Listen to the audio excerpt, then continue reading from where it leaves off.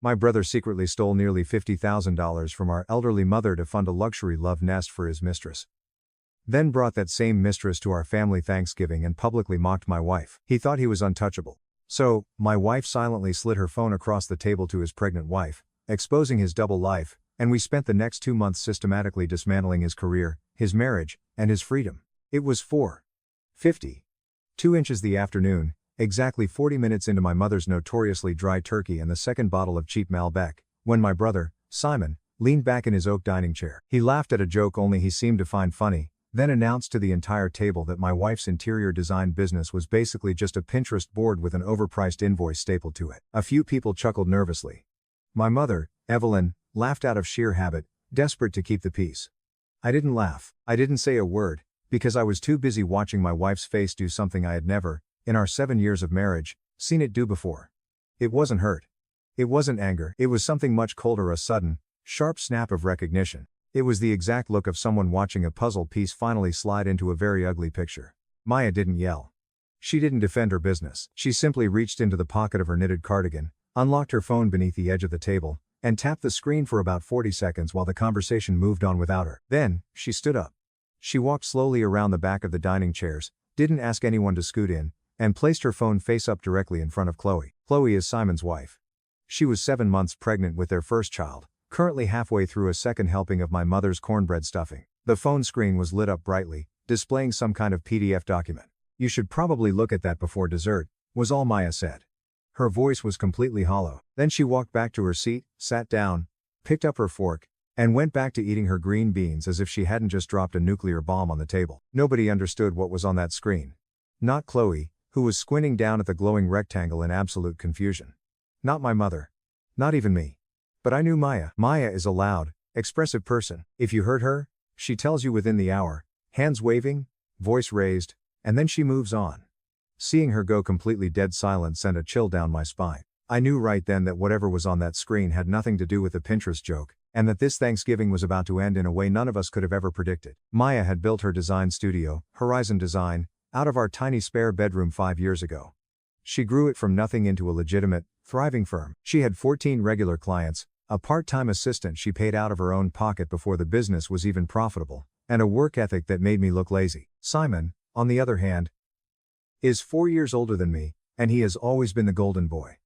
When our father died suddenly of a massive heart attack in the garden 5 years ago, Simon immediately stepped up. He was a senior portfolio manager at Apex Summit Financial. 3 weeks after the funeral, he sat down with our mother's lawyer and took over as her complete financial power of attorney. I was relieved at the time. I'm a high school auto shop teacher. I know how to rebuild an engine, but anything beyond a basic budget gives me a headache. When the lawyer asked if I wanted to be a co-agent, I declined. I told them to let Simon handle it because he was the expert. I want that on the record, because my blind trust in my brother is the one thing I will never forgive myself for. My mother, Evelyn, is 72. She lives alone in the creaky, drafty house we grew up in. She keeps a chipped Yellowstone souvenir mug on the kitchen windowsill from a family trip in 1996, and she writes her grocery lists on the backs of junk mail envelopes. She trusted Simon with a blind, absolute devotion. Simon and I were never close. I fixed the physical things, the leaky roof, the broken porch step, the grinding furnace. Simon fixed the paperwork. We had a division of labor, but back in July, while I was fixing a jammed garbage disposal at my mother's house, she asked me to help her balance her checkbook. That's when I saw it. A recurring monthly charge. Oak Ridge Storage. Unit 4 to $2,750. It felt absurdly high for a storage unit, but I convinced myself it was some climate-controlled facility for my dad's old antique car parts, or Simon's business overflow. I ignored it. Fast forward to the car ride home after that disastrous Thanksgiving dinner. The silence was suffocating. Finally, Maya spoke. She told me what was on the phone. When Simon had introduced his friend and colleague Elise at the door that afternoon, Maya hadn't thought much of it. But when Simon made the Pinterest joke, Maya really looked at Elise's face. Maya has a photographic memory for clients. She instantly recognized her. Her name isn't Elise, Maya said, her voice shaking with adrenaline. Her name is Clara Vance. Or at least, that's the name she gave me in May when she paid Horizon Design $1,500 for a 2-hour consultation on a luxury one-bedroom condo. The address was 820 Oak Ridge Avenue. Oak Ridge. My stomach plummeted so fast I felt physically sick. I pulled the truck over to the side of the road, the rain beating against the windshield. I told Maya about the bank statement I'd seen in July. Oak Ridge Storage. $2,750 a month. It's not a storage unit, Julian, Maya whispered. He's using your mother's money to pay for his mistress's apartment. Back at the dinner table, after Maya had shown the phone, Chloe had stared at the screen for a painfully long time. The document was the invoice for the Oak Ridge condo consultation, billed to Clara Vance. Chloe had looked up, her hands gripping the table so hard her knuckles turned white, and asked Simon if he knew a Clara Vance. Simon had laughed nervously and said he'd never heard the name. Chloe had just said, "Okay," in a tone that sounded like a coffin sealing shut. We left 20 minutes later. Simon and Elise left almost immediately after. Update 1. 3 days passed in agonizing silence. Then, Chloe called Maya. She wasn't crying. She sounded hollowed out, like a ghost. She said she had waited until Simon fell asleep, gone through his iPad, and found everything. She wanted to know exactly what Maya knew. Meanwhile, the word Times Oak Ridge Times was burning a hole in my brain. I drove to my mother's house the next morning, claiming I needed to check the winter weather stripping on her windows. While she was brewing tea, I asked, as casually as I could, if I could look at her bank statements. I lied and said there had been a data breach at her utility company and I wanted to make sure her autopay was safe. She handed me her shoebox of statements without a second thought. I sat at her kitchen table, my hands trembling, and did the math. Oak Ridge Storage times $2,750 a month. Going back 14 months. That was $38,500. Then I found a second, sporadic charge, Oak Ridge Property Management. It appeared 7 times, in amounts ranging from $500 to $2,500. Another $7,100. My brother had siphoned nearly $46,000 from our widowed mother. I called Simon that night. I told myself I was giving him a chance to explain. "Hey," I said, trying to keep my voice level. "I was helping Mom with some stuff today and saw a massive charge for Oak Ridge Storage." "What is that?" There was a 2-second pause. If you have a brother, you know exactly what a lying pause sounds like. "Oh, yeah," Simon said breezy, "fake. That's mine. I'm storing Dad's old boat trailer and some heavy equipment. Mom insisted it come out of the estate account since it's technically family property. She probably just forgot. You know how her memory is getting, Julian. She's 72. My throat closed up. The sheer, sociopathic ease with which he threw our mother's mental state under the bus to cover his tracks was terrifying. I hung up the phone and sat in my driveway for an hour, consumed by a rage so pure it felt like ice in my veins. But before we could act, Simon struck first. The second week of December, 2 of Maya's biggest clients abruptly canceled their contracts. One of them, a wealthy local restaurateur named Richard Sterling, awkwardly admitted that he'd spoken to Simon at a country club mixer. Simon had warned him that Maya was having quality control issues and was suffering from a mental breakdown, advising him to take his business elsewhere. Simon wasn't just hiding, he was actively salting the earth. He knew Maya had the evidence, so he was destroying her credibility before she could speak. It got worse. My mother called me, crying. Simon had visited her and tearfully confessed that Maya was experiencing a severe paranoid episode, that she was insanely jealous of Simon's wealth, and that she was trying to destroy his marriage with forged documents. My sweet, trusting mother was asking me if we needed to get Maya psychiatric help. I didn't just see red. I saw absolute darkness. I drove straight to Simon's house. He met me on the porch, arms crossed, refusing to let me inside. "Is there another name on that Oak Ridge condo lease, Simon?" I demanded, my voice shaking with fury. He gave me that same condescending laugh from Thanksgiving. "Julian, you've always had an overactive imagination. Stick to changing oil filters and let the adults handle the family finances. Maya is sick, and you're enabling her." I stepped forward, my fists clenched so hard my fingernails cut into my palms. But I didn't hit him. Hitting him would give him exactly what he wanted, a police report to prove I was the unstable one. I turned around, walked back to my truck, and decided that playing nice was over. We were going to obliterate him. Update 2. We didn't go to the police yet. We went to the professionals. Maya found Amina Desai, a brilliant CPA and certified fraud examiner who specialized in elder financial exploitation. We brought her the shoebox of statements. It took Amina less than a week to unravel the entire web. There was no storage unit. There was no property management company. Simon had created a shell entity called Times Oak Ridge Holdings LLC, registered to a P.O. box across town, with himself listed as the sole managing member. He was funneling my mother's money into this LLC, which then paid the rent, utilities, and luxury renovations for Elisa's condo at 820 Oak Ridge Avenue. The grand total stolen was $49,850. Amina also pointed out that the bank should have flagged this. I called the bank and finally got a hold of a fraud officer named Derek Thorne. Derek admitted that Simon's transfers were deliberately kept just below the automatic reporting threshold. It looked exactly like a son managing his mother's legitimate care expenses, Derek explained. That's exactly how these predators hide. They use the cover of family. Next, we hired Arthur Pendleton, an elder law attorney who looked like a bulldog in a three-piece suit. Arthur explained that Simon had breached his fiduciary duty. He told us that because Simon was a licensed financial advisor stealing from an elderly client, this triggered a mandatory referral to Adult Protective Services, APS. That's when Brenda Hayes from APS entered our lives.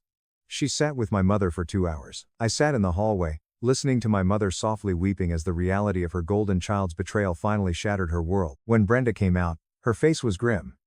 "She's devastated," Brenda said. "But she's willing to cooperate. We are opening a formal investigation." We spent the next 2 weeks turning our dining room into a war room. We built a massive, 50-page binder. It had bank records, LLC filings, the lease agreement Amina had unearthed, Maya's invoice, GPS logs from Maya's site visit, and a formal report from APS. We sent a copy to Chloe, who had moved out of Simon's house and was staying with her parents. Arthur sent Simon a certified letter demanding a meeting and full restitution, threatening immediate criminal charges and a report to the state licensing board if he refused. Simon panicked. The night he received the letter, he called my mother.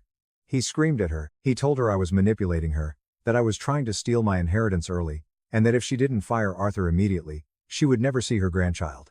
My mother called me in hysterics. I drove over and slept on her couch, terrified Simon would show up in the middle of the night to coerce her into signing a waiver. The confrontation happened at 8 a.m. the next morning in my mother's living room. Arthur was there. I was there. My mother sat in her armchair, looking 10 years older but possessing a spine of absolute steel. Simon walked in, looking exhausted and cornered. He tried to take control immediately, launching into a rehearsed speech about how the LLC was a legitimate real estate investment for the family's future. Then, the front door opened. Chloe walked in. She was heavily pregnant, pale, and carrying her own manila folder. She didn't sit next to Simon. She sat next to my mother. "Whose name is on the lease, Simon?" Chloe asked, her voice echoing in the dead silence of the room. "Because I called the building manager. It's not your name. It's Clara Vance. You've been paying for your mistress's apartment with your mother's retirement fund." Simon's mask finally slipped. He looked at Arthur, at the mountain of evidence, at his pregnant wife, and at his mother, who was looking at him not with anger, but with absolute, crushing disgust. His defense was pathetic. He broke down and whined that he had spent 5 years being the unpaid family accountant. He said he felt unappreciated. He claimed Elise made him feel seen. He actually had the audacity to say he viewed the stolen $50,000 as an early advance on his inheritance and planned to pay it back. Arthur didn't even blink. He slid the restitution agreement across the table. "Sign it, or I call the police right now, and you leave this house in handcuffs." Simon signed it. If you think that was the end, you don't know how deep the rabbit hole of karma goes. The aftermath was swift, brutal, and contained a twist that left even Arthur speechless. As part of the restitution agreement, Arthur was legally obligated to report the APS finding to Apex Summit Financial. Simon was fired within 48 hours. His state financial licenses were permanently revoked. His career was completely, irreversibly annihilated. But here is the real kicker.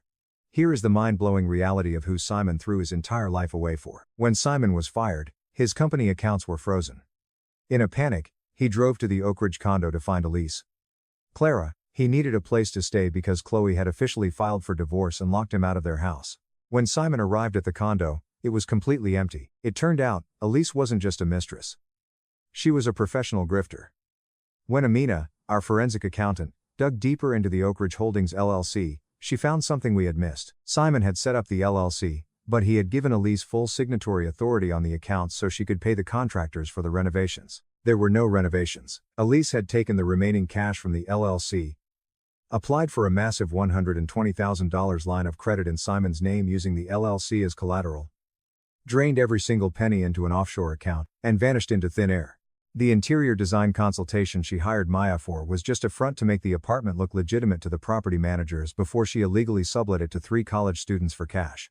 Simon had stolen $50,000 from our mother, but Elise had stolen $120,000 from him. Because they weren't married, and because he had willingly given her legal access to the LLC, the police told him it was a civil matter. He was entirely on the hook for the debt. Simon is now bankrupt. He owes our mother $50,000, which Arthur secured against Simon's remaining equity in his marital home, meaning Chloe gets the house and my mother gets paid out of his half. He owes the bank $120,000. He has no job, no license, and no wife. He is currently working as a shift manager at a big box hardware store. Ironic, considering he used to mock me for working with my hands. Chloe gave birth to a healthy baby boy in late January. She named him without consulting Simon once. She allows Simon supervised visitations, but only at a public park. As for Maya, her business exploded. Richard Sterling, the restaurateur Simon tried to poison against her, called back in February. He had heard the rumors about Simon's spectacular downfall. He apologized profusely to Maya, hired her double her original rate, and recommended her to 3 other business owners. Horizon Design is now booked out for the next 9 months. My mother is doing okay. The betrayal broke her heart, but she is resilient. She comes over to our house for dinner every Sunday. I still have the massive 50-page binder Arthur built for us. It sits in the bottom drawer of our kitchen island. Every time I open that drawer to grab a takeout menu, I see the tab labeled Times Exhibit C, Horizon Design Invoice. Simon sat at a Thanksgiving table, dripping with arrogance, and called my wife's life's work nothing but a Pinterest board with an invoice stapled to it. He thought he was the smartest guy in the room, but in the end, it wasn't a judge, or a lawyer, or a bank that destroyed him. It was the invoice. My sister pretended to have diabetes for attention, then tried to take away my insulin and blackmail me during a family holiday. What is the worst thing your sister has done to you? My sister feigned to have diabetes because she was jealous of the attention I received from our parents. Kane was 5 years older than me and took my type 1 diabetes as a personal affront. She'd hide my glucose meter before meals, remove my low-sugar juice boxes, and tell our parents I was using my condition. When I was 10, she tossed away my insulin before a family trip, which landed me in the ICU. She told everyone at school that I was faking symptoms to get special treatment. My parents encouraged me to be patient with her, as she was only jealous of the medical attention. They had no idea how terrible her jealousy could become. When Kane was 18, she mentioned at dinner that she had been feeling dizzy and wobbly in between meals. She took out one of my glucose meters and looked through its history, stating that some of the strange blood sugar readings were hers from when she borrowed it. Our mother quickly scheduled an appointment with an endocrinologist, while Kane began informing all of her acquaintances that she was likely to be diagnosed with diabetes. The blood tests revealed ideal levels, but Kane argued they had overlooked her reactive hypoglycemia. Within a week, she was requesting the same eating plan and accommodations as I was, timing her fictitious symptoms to coincide with my actual insulin schedule. Kane's weekly lows became increasingly extreme. Never mind that in order to reach dangerously low blood sugar levels, you must inject insulin, which Kane was not doing. There's no logic here. She'd collapse in stores, shake uncontrollably, and demand juice as customers worried. She studied my actual symptoms and refined them. My hands trembled.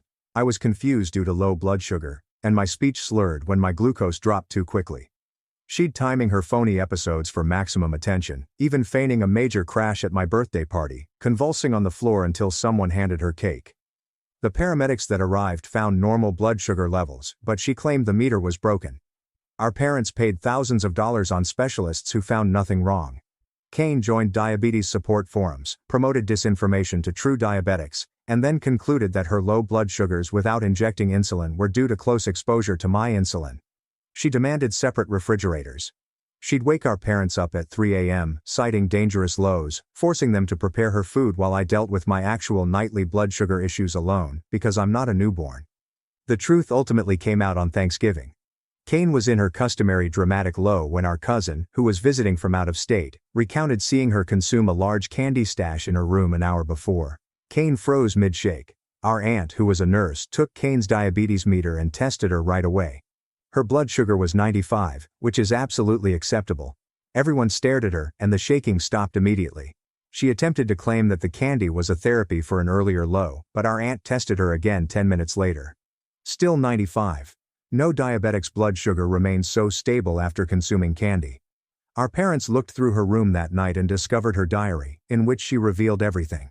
She'd been pretending for more than a year, researching every facet of diabetes to make her portrayal credible. They told her she had 30 days to find another place to live. She cried that they had chosen their damaged child above their healthy one, but for once, they did not succumb to her trickery. But Kane was not done. The next morning, I awoke to discover my insulin pump beeping empty, which was impossible given that I had just changed it the night before. All of my backup insulin pens were gone from the fridge. My emergency glucagon was missing. Even my hidden supply in my bedroom had vanished. Kane stood in the kitchen, holding my full supply of life-saving medication above the sink. "If I can't have diabetes," she continued calmly, "then neither can you." She'd already flushed half of it, removing thousands of dollars in insulin in seconds. She held the rest over the garbage disposal. I had about 6 hours before my blood sugar got dangerously high. The drugstore was closed throughout the holiday weekend and would not reopen for 3 days. The nearest hospital was 2 hours away. My parents had gone Black Friday shopping and were not answering their phones. Without insulin, I'd be in diabetic ketoacidosis within hours, with my blood becoming acidic as my body began to eat itself. "Here's what's going to happen," Kane explained, hovering her finger over the disposal switch. "You're going to tell Mom and Dad that you've been instructing me to pretend the entire time. That you taught me how because you needed someone to share the attention with. You'll acknowledge you helped me fake all those episodes, or I trash the rest of this insulin, and you get to experience what a true diabetic emergency feels like."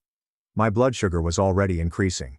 I could feel the first symptoms: thirst, the need to pee, and a mild nausea that would soon turn into violent vomiting.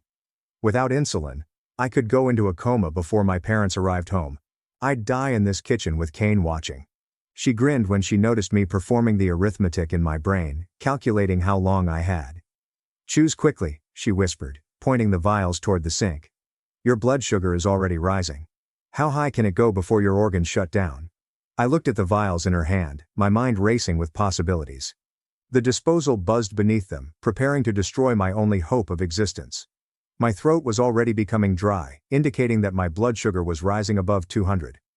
"Kane, please," I asked. But she shook her head. Wrong answer. She placed one vial in the disposal and turned the switch. The grinding sounds prompted me to lunge forward, but she held out the leftover insulin like a weapon. "That's one down. You've got maybe 4 hours left instead of 6. Want to try again?" My hands began to shake, not from low blood sugar, but from adrenaline and rising glucose. I moved slowly away, trying to think. The landline was located in the living room, my cell phone was charging upstairs. Even if I could reach either one, who would I contact? My parents were not responding. The pharmacy was closed. An ambulance would take at least 30 minutes to arrive, and Kane would have destroyed everything before then. "I can see you calculating," Kane remarked, blocking the kitchen doorway. "There's no way out of this. Just tell them what I want you to say, and I'll give you back your insulin. It's a simple trade." I looked out the kitchen window. It was little, but maybe I could go through. Kane must have noticed my eyes move because she grabbed a kitchen knife from the block. "Don't even think about it. I'm not going to stab you or anything dramatic, but I will use this to puncture every single vial if you try to leave this room." The nausea was intensifying. My body had already begun to break down fat for energy, releasing ketones that would eventually poison my bloodstream. I could detect the metallic tang in my mouth. "You know what the funny part is?" Kane asked, placing the knife in easy reach. "I actually learned so much about diabetes from watching you. I know exactly what's happening to your body right now. Your cells are starving because they can't use the glucose in your blood without insulin. Your liver is dumping more sugar, trying to give you energy, but it's just making things worse." She was correct. My blood sugar was probably close to 300 by now. The thirst was becoming terrible. I wanted water, but I couldn't move without jeopardizing the remainder of my insulin. "In about an hour, you'll start vomiting," she replied casually. "Then comes the confusion, the weakness. Your breathing will get rapid and shallow as your body tries to compensate for the acid building up. I've seen you in DKA before. Remember when I threw away your insulin before the trip?" The remembrance enraged me enough to get through the increasing head fog. That almost killed me, but didn't. Mom and Dad hurried me to the hospital, held my hand, and remained by my bedside for days. Where was Kane? I was sent to stay with Aunt Margaret, as if she were the problem. She grabbed the vials more tightly. "This time they'll have to choose, their precious sick child or their healthy one who just wanted to be seen." I put my palms against the counter, attempting to steady myself. The room began to seem too warm. My skin was feeling dry and flushed, which is a sign of high blood sugar. "What happens when I'm in a coma?" I inquired. "When they find me unconscious on this floor, you think they'll believe I coached you after you've literally murdered me?" "You're being dramatic. You won't die. You'll just get sick enough that when I find you and save you with this insulin, you'll be grateful enough to say whatever I want." She cracked a joke. "I've thought this through. I'll be the hero who found her poor diabetic sibling in crisis and saved the day. Finally, I'll be the one taking care of you instead of the other way around." My vision was beginning to blur slightly. Not enough to be harmful, but enough to realize I was running out of time. I needed those vials, but Kane had already positioned herself perfectly. The disposal was immediately behind her, the knife was within reach, and she was watching everything I did. "You want some water?" she inquired mockingly. "Your mouth must be so dry by now." "That's what 350? Nuda. How high does your meter even read? I didn't respond. I was trying to recall if there was any other insulin in the house. I occasionally left old pens in jacket pockets, but Kane had been meticulous. She must have looked everywhere while I slept. You know what I hated the most? Kane asked. The way everyone always asked about you first. How's your sister doing? Is her blood sugar okay? Does she need anything? Like I didn't exist unless it was in relation to your disease. It was very unpleasant to watch Kane examine her sister's physical condition as if she were rehearsing for a theater part. She memorized those specific tremors and speech patterns. That amount of attention to lying makes me wonder what else is going on in her head, except jealousy. The room leaned slightly. I held the counter tighter. And the special meals, the counting carbs, the constant checking, everything revolved around keeping you alive while I just had to be grateful I was healthy. She laughed cruelly. Do you know how invisible that makes you feel? To watch your parents panic over every number on your meter while your straight A's meant nothing. I wanted to protest, to tell her she was mistaken, but my energy was dwindling. The ketones were accumulating faster now. My breathing was becoming heavier. That's why I had to do it, she explained. I had to show them what it felt like to worry about me for once, to rush me to appointments, to check on me in the night, to put my needs first. But it was all made up, I managed to say. So what? The attention was real. The concern was real. For once, I mattered as much as you. She held out the vials again. And now I'm going to matter more, because when you tell them you helped me, they'll realize you're not the perfect sick child they thought you were. You're just as capable of manipulation as anyone else. My legs were becoming unsteady. I needed to sit down, but I couldn't demonstrate weakness. Not yet. The thing is, Kane went on, I actually got pretty good at faking lows. The shaking, the confusion, the way your eyes go unfocused. I practiced in the mirror for hours. But you know what I could never fake? This. She was saying to me. The way your skin gets that weird dry flush, the fruity smell on your breath, the way you keep swallowing because your mouth is so dry. That's real diabetes. That's what's going to kill you if you don't agree to my terms. I could feel my heart beating, attempting to pump the thickened blood through my system. The insulin in her palm was my only hope. I couldn't offer her what she wanted. If I informed our parents that I had helped her fake diabetes, they would never trust me again. Every genuine symptom I experienced would be questioned. Every emergency would be questioned. Tick-tock, Kane stated. How high can you go? 500? 600? I've seen your meter error out at 600 before. Remember you were so sick you couldn't even stand up? The memory made me sway. That was one of the worst days of my life. And now I was headed back there. But this time, the insulin was right in front of me, held hostage by my sister. You're sweating, she noted. That's new. Usually you get all dry and flushed. Must be the adrenaline mixing with the high blood sugar. Your body doesn't know whether to panic or shut down. She was correct. I was torn between the fight-or-flight instinct and the rising lethargy of DKA. My muscles were weak yet stiff, ready to jump if I saw an opportunity. I'll make it easy for you, Kane said. Just nod yes, and I'll hand over one vial. Enough to get you through until you can properly agree to my terms. Otherwise, she shifted her hand back toward the disposal. The grinding sound from before echoed in my mind. Thousands of dollars worth of life-saving medication were destroyed in seconds. I thought of all the diabetics who had to ration their insulin because they couldn't afford it. And here was my sister, trashing it out of spite. You're thinking too hard, she replied. This isn't a logic puzzle. It's simple. Your life or your reputation? What matters more? Everything began to feel remote, like if I were observing the spectacle from outside my body. This was a bad indicator. Severe DKA can result in confusion, delirium, and even hallucinations. I needed to act before losing my ability to think rationally. One nod, Kane urged. That's all. Just move your head down and up, and this nightmare ends. But I knew it wasn't going to end. Even if I complied and told our parents the falsehood she desired, Kane would hold this against me indefinitely. Every time she desired something, she threatened to reveal the truth. Or worst, she'd do it again. I'd live my entire life at her mercy, never knowing when she'd steal my insulin and make me suffer. You're running out of time, she explained. I can see it in your eyes. They're getting that glassy look. How long before you can't even understand what I'm saying? The kitchen felt like it was slowly spinning. I tried to concentrate on her face, but it kept moving in and out of focus. My breathing was clearly faster now, as my body tried furiously to clear the extra acid in my blood. "This is what you put mom and dad through every time you have a crisis," Kane told them. "This fear, this helplessness, except they can't fix it by just nodding. They have to watch you suffer and hope the insulin works in time." I wanted to explain that I never intended to scare them, but my tongue felt thick and awkward. The words wouldn't come out correctly. "Last chance," she explained, raising the vials. "Nod now, or I flush the rest." I weighed my options while fighting the rising fog in my mind. The kitchen clock displayed 8:47 a.m. My folks would not return from Black Friday shopping until at least noon. 3 hours. My blood sugar was now rising above 400, judging by the symptoms. The metallic flavor intensified with each swallow. Kane spotted my gaze at the clock and smiled bigger. She brought the vials closer to the disposal, allowing them to clink against the metal rim. The sound caused my stomach to clench. She held each vial, which represented a day of existence, like a toy. My legs buckled slightly. I caught myself on the counter, but Kane noticed my frailty. She leaned forward and studied my worsening condition with interest. Her research had prepared her well.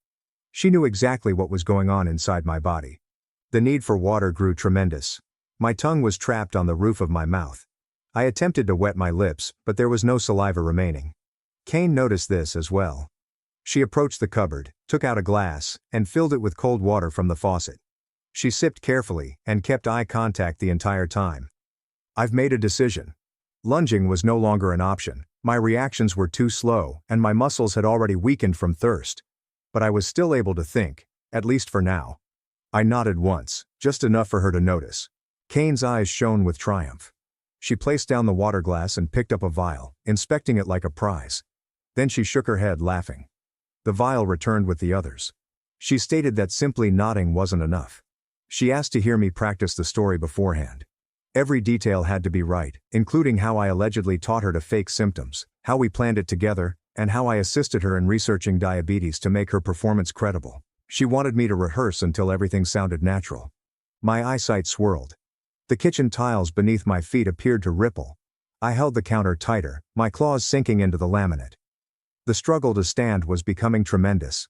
My body was eating itself, converting muscle and fat into energy it couldn't use. Kane grabbed out her phone and began recording. She wanted video footage of my confession, proving that I was coherent and spoke freely. She positioned the phone on the counter and adjusted the angle to capture both of us. I opened my mouth to speak, but only a croak came out. My throat was quite dry.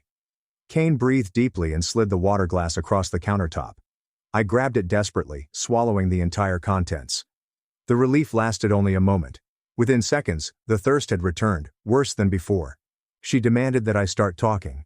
I started stammering through her fake story, but my words muddled together. The head fog was increasing. Simple statements became complex problems. Kane became angry with my performance. She made me start over twice, each time threatening the insulin if I stumbled. The nausea struck suddenly. I doubled over, dry heaving into the sink. Nothing came up but bile. My stomach was empty since dinner the night before. Kane stepped back, disgusted, but continued filming. She narrated my symptoms to the camera, treating my deterioration as a science experiment. When the heaving subsided, I collapsed against the countertop. My legs shook uncontrollably. Not the trained shaking of hypoglycemia, but the weakness caused by the body shutting down. I slid to the floor and backed up against the cabinets. The cool tiles felt lovely on my hot skin. Kane crouched down to my level, leaving the insulin vials visible. She reminded me that we were not finished. The confession had to be comprehensive and persuasive, but thinking coherently was becoming impossible. Words flew away before I could comprehend them. She became annoyed with my faltering speech. She stood up and paced the kitchen, grumbling about timing. She needed me to be functional enough to confess while also being sick enough to be appreciative. The window was narrowing. She checked her phone, estimating when our parents would return. I attempted to stand, but my legs would not cooperate. The room whirled violently. I closed my eyes, but the sickness intensified. My breathing had become fast and shallow as my body attempted to release the accumulating acid through my lungs. Every breath felt insufficient. Kane recognized my breathing rhythm and nodded understanding. She had also researched this. 2 small respirations, she joyfully stated. Deep, laborious breathing indicated that the acid levels were approaching critical. She calculated that I had about an hour before my consciousness became doubtful. The confessional attempt resumed. She helped me through the words, but my responses became increasingly unintelligible. Frustration crossed her face. Her ideal plan required my cooperation, but my body was weakening faster than she had expected. She decided to try something new. She grabbed a notepad from the cabinet and scribbled the confession herself. All I needed to do was reproduce it in my own handwriting. She thrust the pen at me, but my hands were too shaky to hold it correctly. The pen clattered to the ground. My vision tunneled. Dark dots danced over the edges. Kane's transition from jealous sister to part-time doctor was quite the professional change, studying symptoms as if she were preparing for medical school rather than just plain blackmail. I blinked quickly, hoping to dispel them, but they multiplied. Kane's face faded into an unclear shape. Her voice seemed distant, as if she were speaking from another room. She slapped my face lightly, attempting to regain attention. The interaction felt odd and distant from my body. She was losing her window. If I passed out before admitting, she would lose her leverage. She'd have to administer the insulin or risk my death, which would destroy everything. The subsequent wave of nausea was intense. This time, my stomach had something to expel. The bile scorched my throat. Kane jumped back and cursed. She grabbed some paper towels and threw them at me in disgust. The smell exacerbated the nausea. She announced a fresh plan. If I was unable to talk or write, she would accept a video of me nodding along while she delivered the story. Simple affirmative responses to her inquiries. She moved the phone and resumed filming, but nodding was becoming harder. My neck muscles felt weak and unable to support my head properly. It leaned to one side. Kane grabbed my chin and forced me to look at the camera. Her touch felt scorching on my damp skin. The questioning started. Did you help me fake diabetes? A faint nod. Did you teach me about the symptoms? Another nod. But my movements were so little and unsure that even Kane could tell they wouldn't persuade anyone. She needed me to be more coherent. She made a decision. Opening one bottle, she drew a tiny amount of insulin into a syringe. Not enough to save me, but enough to keep me stable momentarily. She would administer little dosages, keeping me functional yet reliant. Control is achieved by chemistry. The needle reached my arm. I attempted to pull away but lacked the strength. Then a sound made us both freeze. The automobile door banged outside. Kane hurried to the window and peered through the blinds. Mrs. Callahan, our elderly neighbor, was grabbing her daily newspaper. Kane waited until Mrs. Callahan went back inside. The interruption had upset her. She had not considered the possibility that others would notice something incorrect. The neighborhood was normally peaceful, but everyone was home for the holiday weekend. She returned and found me slumped lower down the cabinets. My breathing was more difficult, with each inhale requiring deliberate effort. The insulin in her hand symbolized salvation, but she paused. If she gave me some, she'd lose some control. Instead, she tried another approach. She reminded me of all the times I'd received attention for my diabetes, including hospital visits, concerned teachers, and special accommodations. She enumerated them as if they were crimes, arguing that she deserved to feign the same condition. Her words slipped in and out of my mind. I heard snippets about fairness, being seen, and years of invisibility. Understanding, however, needed energy that I lacked. My body was storing nutrients for basic existence. The doorbell rang. We were both astonished. Kane's eyes widened with panic. She had not anticipated anyone. I could see a delivery truck outside my kitchen window. The driver stood at our front door, holding a parcel and ringing again. Kane had to respond or face suspicion. She hurriedly buried the insulin bottles in her pocket and brandished the knife at me, a silent threat to keep quiet. She then collected herself and headed to the front door. I overheard muted discussion. The driver wanted a signature. Kane's voice sounded overly cheery as he expressed gratitude for working the holiday. The door closed. Her footsteps returned, hurried and agitated. She discovered me crawling near the landline phone in the living room. I had made it about 3 feet. My arms shook from the strain. She grabbed my ankle and dragged me back into the kitchen. The movement caused my vision to become white. Her former calm had given way to anger. The interruption demonstrated how vulnerable her plan was. Anyone can show up. Our folks might return early. A neighbor may detect something incorrect. She needed to finish it soon. She took out the remaining vials and lined them up on the counter. She explained what each meant one by one. This one was for the birthday party you ruined. This one for the family vacation that became about your medical needs. This one for every time mom checked on you at night instead of me. The disposal hummed into existence. She held the first vial over it, studying my face, but I couldn't concentrate on her anymore. The room had developed a dreamy quality. Nothing felt genuine save the scorching sensation in my veins and the desperate need for air. She dropped the vial. The grinding sound lasted seconds, and thousands of dollars worth of drugs were destroyed. She grabbed the next one, then the next. Each destruction is accompanied by another grievance. Another time she felt overlooked. Only 2 vials remained. My body convulsed, with muscles cramping due to dehydration and electrolyte imbalance. The agony broke through the fog briefly. Kane observed with clinical attention. She had never observed this sign in her study. Real pain seems to differ from performance. She knelt beside me again, holding the final 2 vials. Her offer had altered. She no longer required a full confession, only an agreement that I would keep silent about what she had done.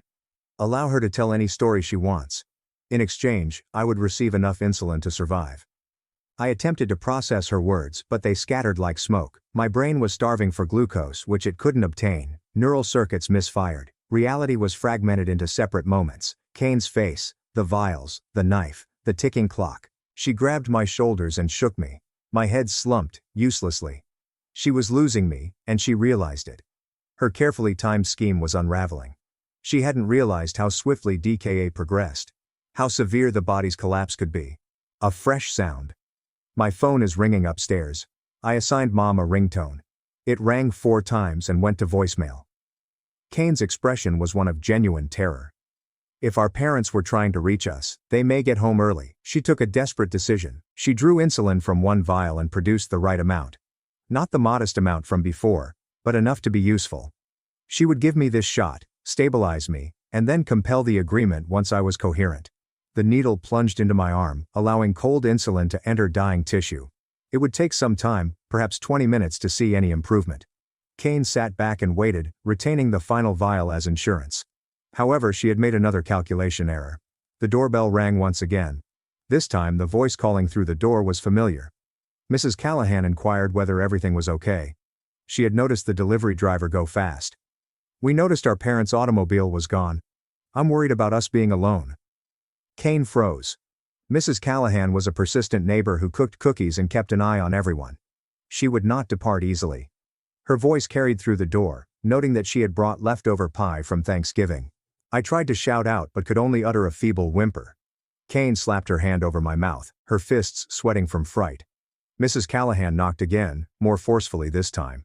She said she was scared and might call our parents. That danger roused Kane. She couldn't have Mrs. Callahan phone our parents and tell them to come home. She stood, smoothed her hair, and approached the door. Her voice shook slightly as she explained that we were all right and had just slept in. Mrs. Callahan was not convinced. She asked to see me especially, adding that she was aware of my diabetes and was concerned when she did not see me outside as usual. Kane attempted excuses, but Mrs. Callahan's tone became increasingly anxious. The talk continued. I could sense mistrust creeping into her voice. Kane was talking too quickly and over-explaining. The insulin was beginning to work, clearing my mind slightly. I needed to create some noise. Any noise. I knocked over the water glass. It broke over the tile floor. The sound was unmistakable. Mrs. Callahan raised her voice, wanting to know what that was. Kane claimed I had spilled something in the kitchen and everything was okay. But Mrs. Callahan had reared 3 children. She recognized when anything was awry. She said she was going to phone 911 if Kane didn't open the door fully and let her see me. The threat was real. Mrs. Callahan didn't lie. Kane returned to the kitchen, frantic. Her scheme was failing. She couldn't allow Mrs. Callahan call for help, but she couldn't let her see me this way. She seized the final insulin vial and held it as a negotiating chip. She yelled that I only had one chance to tell Mrs. Callahan that I was all right and merely felt sick from something I ate. Make her depart.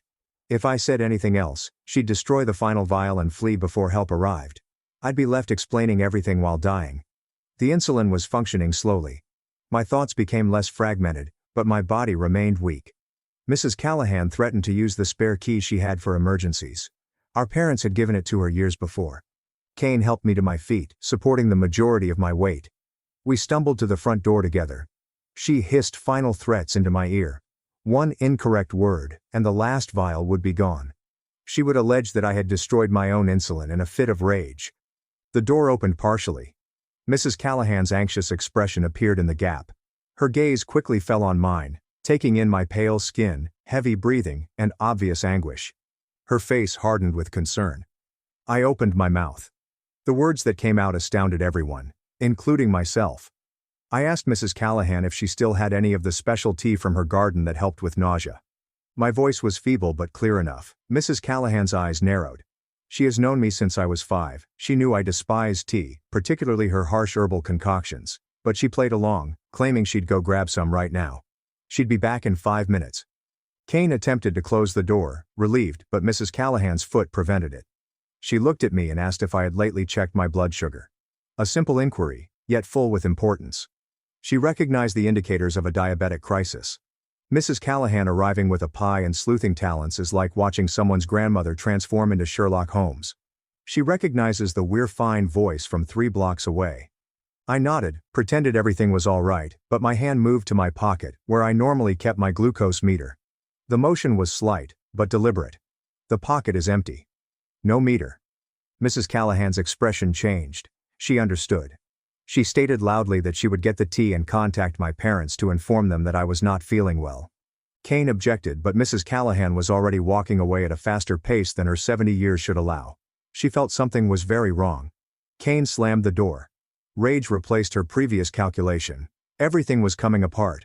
She had minutes before Mrs. Callahan dialed 911 or contacted our parents. Perhaps both. The game was ended. She hauled me back into the kitchen, forcing me against the counter. The last vial came from her pocket. She held it over the disposal one last time. If she was going down, she'd bring me with her. Mutual annihilation, rather than defeat. But the insulin was working better now. My mind was clear enough to plan strategically. I warned her that destroying the remaining vial would require her to justify my death. That is something no story would cover. She would go to prison. Real prison, not simply family repercussions. She paused. I pressed on, words flowing more easily now. If she gave me the insulin, I would tell everyone that I had accidentally destroyed my supply. A dumb error made while half asleep. She could confirm the story. Be the hero who helps me get through the situation. Our parents would forgive her past lies in light of her assistance. The offer lingered between us. Kane calculated quickly. She could hear Mrs. Callahan's voice outside, most likely on her phone. Time was running out. Either she decided to fully ruin me or she salvaged everything she could. Sirens in the distance, faint but increasing louder. Mrs. Callahan had not waited. Help was on the way. Kane's decision-making window was narrowing by the second. She looked at the vial, then at me, and finally at the door. She made her decision. The vial flew across the room and smashed into the wall. Glass pieces and valuable insulin spilled across the floor.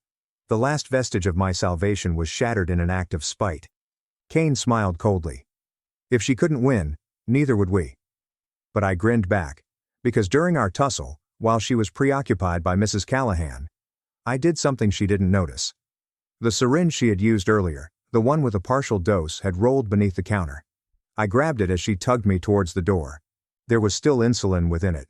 Not much, perhaps 2 units, but enough to keep me going till aid arrived. I'd hidden it in my waistband and waited. As the sirens grew louder, I pulled it out and injected the remaining amount. Kane's face turned white. She had not wrecked everything after all. Her last act of cruelty had failed. She rushed for the rear door, but it was too late.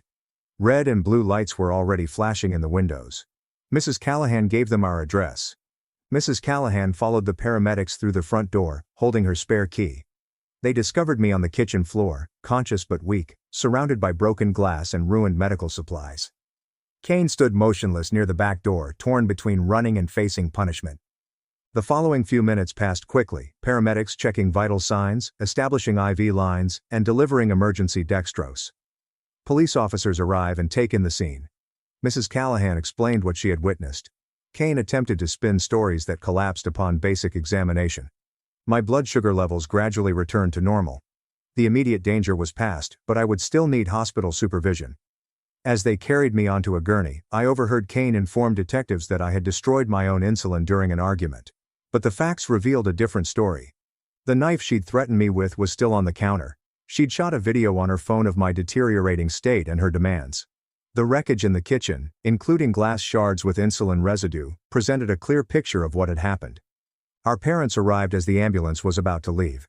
Mom's countenance changed from surprise to fear as the officers revealed what they had seen. Dad remained silent, pondering how terribly they had misjudged the situation. They'd fueled Kane's envy until it nearly killed me. The hospital room smelled like disinfectant and stale coffee. I watched the IV drip steadily into my arm, each drop containing the insulin that my body sorely required. The paramedics stabilized me in the ambulance, but the physicians wanted me to be monitored for at least 24 hours. My blood sugar measurements revealed the extreme fluctuations of the previous few hours, indicating how close I'd come to a diabetic coma. Mom sat in the chair next to my bed, her cheeks swollen from crying. She had been apologizing non-stop since we arrived at the hospital, but I was too fatigued to respond. Dad strolled by the window, periodically pausing to look at the parking lot below. They hadn't uttered Kane's name since the police had taken her away. A nurse came in to check my vital signs. She changed the insulin drip based on my most recent glucose reading, then left us in silence again. The constant beeping of monitors filled the hole where discussion should have existed. My throat was still sore from vomiting, and every muscle ached from acute dehydration. Mrs. Callahan appeared in the doorway, holding a small potted plant. She had changed out of her morning robe and into decent clothes, but her face still betrayed the strain of the morning's events. Mom stood to hug her, and new tears flowed. They whispered quietly near the door, and I feigned to sleep. The detective arrived 1 hour later. He seemed younger than I had expected, with friendly eyes and a soft demeanor. He drew up a chair and asked if I was feeling good enough to make a statement. Mom began to argue, but I simply nodded. The story had to be conveyed while the details were fresh. I walked him through everything, from finding my empty insulin pump to Kane's ultimate destructive act. He took detailed notes and occasionally asked for clarification. When I revealed the video Kane had captured on her phone, he took great note. The evidence would be critical. The detective described what would come next. Kane faced charges of reckless endangerment and property destruction. The value of the damaged insulin alone rendered it a criminal, compounded with the intentional withholding of life-saving medication. She faced significant penalties. He asked if I wanted to press charges. I glanced at my parents, saw their tears, and nodded again. After he went, the silence became more intense than before. Dad eventually stopped pacing and sat in the opposite chair. He stretched for my hand and squeezed it softly. His calloused fingers twitched briefly. Mom sat on the bed's edge, taking care not to disrupt the IV line. They told me about uncovering Kane's diary months ago and dismissing it as teenage drama. About the warning flags they'd disregarded, preferring to accept her performances rather than confront the unpleasant truth. About how they had failed both of their girls in various ways. Their comments were confused, punctuated by sobs and extended pauses. The next visitor was a social worker. She was older, with her gray hair tied up into a practical bun. She inquired about my home circumstances, and whether I felt secure returning there. Despite the fact that the query was ludicrous, I grasped the protocol. She distributed papers about family therapy and support organizations for families struggling with medical abuse. The endocrinologist arrived for the evening rounds. Dr. Patel had been my doctor since the diagnosis, and her familiar face provided unexpected comfort. She studied my file and adjusted my insulin regimen to account for the damage my body had been through. She mentioned that stress could impair my blood sugar control for several weeks, necessitating greater monitoring. Night fell outside the window. The hospital cafeteria had long since closed, but Dad discovered vending machines elsewhere. He returned with an armload of goodies, desperate to do something useful.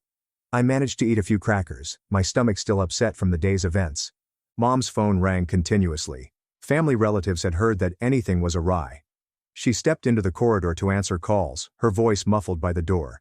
I heard snippets about Kane, charges, and not knowing what would happen next. She seemed to lose energy with each talk. The night nurse was older and more professional. She measured my blood sugar every 2 hours, pricking my fingertips with precise precision. The numbers were slowly stabilizing, and my body was gradually returning to normal patterns. She brought extra blankets without being asked, realizing the bone-chilling cold that occurred with severe DKA. I slept fitfully in between blood sugar checks. Every time I closed my eyes, I imagined Kane holding the vials above the disposal. The grinding sound echoed in my dreams. I'd wake up gasping, convinced that my insulin pump was once again beeping empty. Mom would squeeze my hand to remind me where I was. The morning brought new doctors and discussions about discharge preparation. The psychiatrist was called in following what they described as a terrible event. She questioned me carefully about my mental state, looking for signs of post-traumatic stress. I answered honestly about the nightmares, the anxiety about my insulin supply, and the panic that had not yet subsided. Physical treatment followed next. The acute dehydration had made me weaker than expected. The therapist helped me wander the hospital halls, gradually regaining strength. My legs shook with each stride, the muscles screaming their experience. She informed me that this was typical and that healing will take time. The pharmacist delivered my fresh insulin supply right to my room. The pharmacist checked each vial with me, validating the prescription and expiration dates. Mom stared anxiously as I checked each one, her hand hanging near the bag, as if she could protect it by proximity. Dad inquired about purchasing a lockbox for home storage. It makes me wonder what Kane is telling herself right now in that holding cell, while her family picks up the pieces of her mistake. The fact that she simply ran as the sirens sounded demonstrates how meticulously planned this entire operation was. Discharge planning began following lunch. The case manager talked about follow-up appointments, emergency measures, and safety planning. She added that Kane would not be permitted near me once he was released on bond and that a restraining order was already being processed. The statements felt weird, as if we were talking a stranger rather than my sister. Mrs. Callahan returned that afternoon, bringing homemade soup. She'd been cooking all morning, she explained, having to do something with her hands. She sat with Mom while I sipped the broth, the two women finding solace in their shared stillness. Before leaving, she put a spare key into Mom's palm, insisting on keeping it for emergencies. The insurance coordinator appeared carrying documentation. The destroyed insulin would be covered by our policy's emergency replacement clause. She led us through the paperwork, clarifying the coverage for the hospital stay and follow-up care. Dad inquired about therapy coverage, his tone carefully neutral. My normal insulin pump required replacement following the trauma. The diabetes educator brought a new one and went over the setup procedure systematically. My hands shook as I primed the tube, muscle memory clashing with recent trauma. She was patient, allowing me to complete each step at my own time. The evening brought additional visitors. My aunt came from 2 states distant, having driven all day after Mom's call. She hugged me gently, keeping the IV in mind, before turning to my parents. I overheard furious whispers in the hallway. Accusations of helping Kane and ignoring warning flags. The night shift arrived again, with different nurses but the same blood sugar tests and vital signs. I slept better. Exhaustion eventually overcame apprehension. The dreams persisted, but they were less vivid as my mind began to digest the trauma in manageable chunks. The second morning brought discharge paperwork. Dr. Patel conducted a last assessment and declared me stable enough for home care.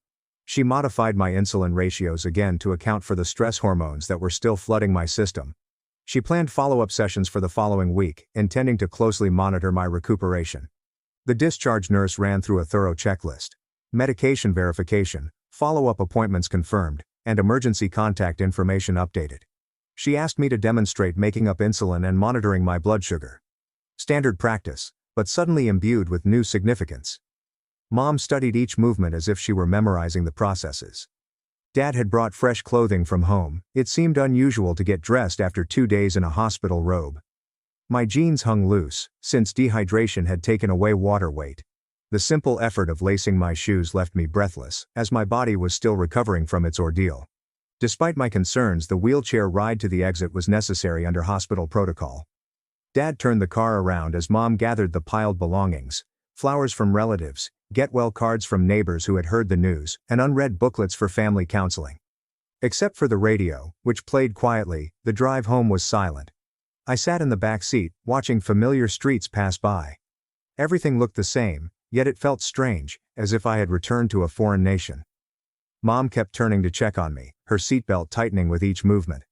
Our house was precisely as we left it 3 days ago. The Black Friday sale paper was still on the kitchen table. Kane's coffee mug sat in the sink unwashed. Normalcy felt disgusting after everything that had occurred. Dad quickly began gathering Kane's possessions from common places and placing them in boxes. I hesitated in the kitchen's doorway, unable to enter.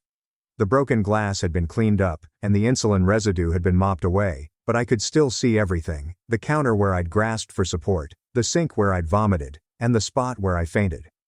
Mom gently led me to the living room instead. The lockbox was delivered that afternoon. Dad promptly installed it in my bedroom closet, including a combination lock for further security. We packed my insulin supplies inside, counting each vial twice. He gave me the combination and had me practice opening it numerous times. Mom jotted it down and hid the paper in her jewelry box. My bedroom seemed like both a sanctuary and a jail. Everything was precisely as I had left it, yet Kane's presence remained. I found one of my old glucose meters in my desk drawer, which she must have overlooked during her search. The finding caused me to quiver uncontrollably, until Mom held me still. Nobody felt like preparing dinner, so we had takeout. We ate in the living room rather than at the dining table, where so many family dramas had taken place. The food tasted like cardboard, but I forced it down since I knew my blood sugar needed to be stable. Dad constantly reviewed the nutrition information, calculating carbs with renewed zeal. The doorbell rang after dark. We all froze, the sound causing additional concern. It was just another neighbor handing off a casserole and showing care. Mom gladly received it, while Dad and I stayed hidden in the living room. The routine of suburban kindness felt foreign to our new life. Bedtime introduced new challenges. I checked my insulin supply 3 times before attempting to sleep. Mom offered to remain in my room, but I declined. I needed to face this alone to start rebuilding my sense of security. She compromised by leaving both of our doors open and pledging to listen for any distress. Sleep came in bits. I awoke every few hours to check my blood sugar, a ritual tinted with paranoia. Each reading was normal, but I double-checked nevertheless. The insulin pump buzzed softly on my bedside, its familiar sound both soothing and disturbing. Morning arrived, and Mom was already in the kitchen preparing breakfast. She'd spent the night researching low-glycemic meals, trying to help me better control my diabetes. Dad sat at the table with a notebook, jotting out questions for the lawyer he had contacted. The facade of a typical family meal felt strained, yet necessary. The pharmacy contacted to check that my medication refills were ready. Mom insisted on picking them up right away, despite having just gotten the hospital supply. She returned with bags of goods including enough insulin for a month. We added it all to the lockbox, and the accumulating stockpile provided palpable reassurance. Dr. Patel's office called to confirm my follow-up visit.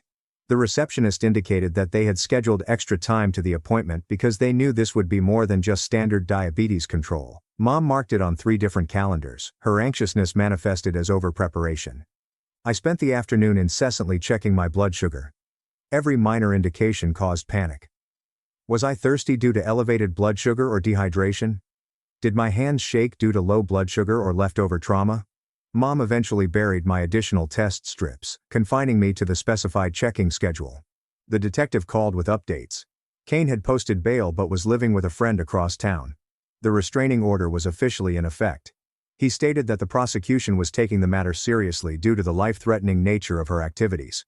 Court dates would be scheduled shortly. Dinner was another quiet occasion. We've already created a new routine, dining in the living room to avoid the kitchen's recollections. Dad had begun looking at home security systems, giving us options on his tablet: motion sensors, cameras, alarm systems, anything to restore our sense of security. The counselor called to set up our first family session. Mom contacted several before settling on one who specializes in medical trauma and family dysfunction. The first appointment was scheduled for next week, allowing us to digest the immediate problem before delving into more serious topics. Night fell, bringing with it the same fears. I checked the insulin supply twice more, despite the fact that nothing had changed. Mom had kept a note of every vial's location and expiration date.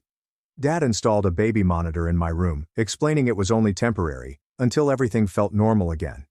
The second night home was slightly better. I only awoke twice to check blood glucose and once to verify my insulin supplies. Mom arrived at my doorway during one check, wordlessly verifying that she was still keeping vigil. We nodded at each other in the dark, silently acknowledging our new reality. Morning signaled the start of routine: breakfast, blood sugar check, insulin dose, and everything in the diary. Mom observed but did not hover as much. Dad went to work grudgingly, calling twice before lunch to check in. The place felt lighter without his nervous presence. I entered the kitchen for the first time since getting home. The familiar area felt strange, with each surface containing invisible memories. Mom found me standing motionless by the sink, unable to move forward or backward. She guided me gently through the process of preparing tea, recovering the room one small step at a time. The mail included medical bills and insurance papers. Mom went through them systematically, making files for everything connected to the tragedy. She had already begun the appeals procedure for the damaged insulin, determined to have Kane's acts documented in every system available. Mrs. Callahan came by with more food and a listening ear. She told us about her own family's hardships, normalizing, but not reducing our sorrow. Before she left, she made us pledge to use the spare key whenever we needed it, day or night. Her strong protectiveness moved Mom to tears once more. I spent the afternoon reorganizing my diabetes supplies. We placed many emergency kits strategically throughout the house. Each included glucose pills, a backup meter, and ketone test strips. Dad branded each one with bright red tape, making them easy to spot. Dad becomes a security system specialist, while Mom becomes a meal prep champion, demonstrating how tragedy causes everyone to suddenly pick up new hobbies they never asked for. Dr. Patel's follow-up consultation indicated that my physical rehabilitation was going nicely. My blood sugar levels were normalizing, albeit they still showed stress-related increases. She changed my insulin ratios again and suggested continuous glucose monitoring for further peace of mind. The technology would alert us to potentially dangerous tendencies before they escalated. Mom broke down totally throughout the drive home. She pulled over, weeping for failing to protect me, condoning Kane's actions, and ignoring 1,000 minor warning signs.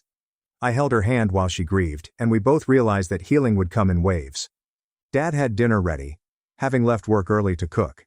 He'd created my favorite childhood meal, hoping to instill new pleasant memories in our kitchen. We ate together at the dining table for the first time since the incident, recovering yet another piece of our house. The evening brought tiredness, but also a curious tranquility. We had survived another day. My blood glucose had remained constant. The insulin stayed safely stored away. These modest successes were tremendous. Mom advised that we watch a light, distracting movie together. Bedtime brought less anxiety. I simply checked my supplies once and took my blood sugar normally. Mom kissed my forehead goodnight, a gesture she hadn't done since I was a child. Dad double-checked the new alarm system before he retired. We were starting to feel safe again. The night proceeded smoothly. I barely awoke once, more out of habit than necessity.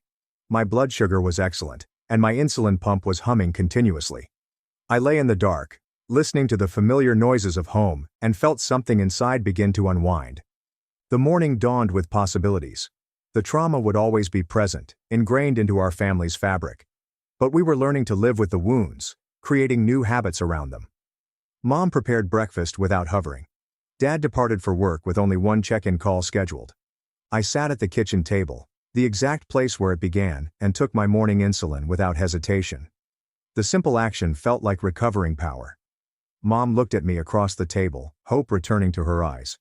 Life would continue, albeit with heightened vigilance and hard-won insight. Stepmom threatened to cut us off from our 2 grandkids unless we changed our will to include her 2 children, but my son discovered her emails first. I'm Catherine, 62, and I've been married to Edward, 64, for more than 35 years. We met at college and have been inseparable ever since. Our road has not always been simple, but we have weathered each storm together. Our son, Jonathan, 38, recently married his second wife, Vanessa, 36. Jonathan has 2 children from his previous marriage. A 14-year-old daughter named Chloe, and a 12-year-old boy called Noah. They are great children, and we have been highly involved in their lives since birth. Vanessa has 2 children from her former marriage, Caleb, a 10-year-old boy, and Grace, an 8-year-old daughter. Laura, Jonathan's first wife, was a beautiful woman. We considered her a daughter, not only a daughter-in-law. She was diagnosed with a rare autoimmune illness soon after Noah's birth. Despite the difficulties, she stayed optimistic and was an excellent mother. Unfortunately, she died 6 years ago from consequences from her disease. It was a tragic loss for our family, particularly Jonathan and the children. The years after Laura's death were trying. Jonathan poured himself into his profession and children, scarcely leaving time for himself. We tried our best to help him, frequently staying over to help with the kids or having them at our house so Jonathan could relax. It was painful to see our kids struggle, but we were pleased of how he managed to stay strong for Chloe and Noah. About 3 years ago, Jonathan resumed dating. He was hesitant at first, feeling bad about moving on, but we pushed him. That's when he met Vanessa via a mutual friend. When he presented her to us, we hoped that he had found happiness again. Vanessa appeared pleasant enough, albeit a little reserved. She didn't make much of an effort to get to know us, but we assumed it was due to anxieties and the pressure of meeting her new partner's family. Vanessa's children, on the other hand, were quite the handful. Caleb was frequently unpleasant and disruptive at family events, while Grace had a habit of throwing tantrums when things didn't go her way. We tried not to judge, figuring they were still adjusting to their new family dynamics. However, as time passed and their behavior did not change, we were unable to ignore the glaring contrast between them and our well-behaved grandchildren.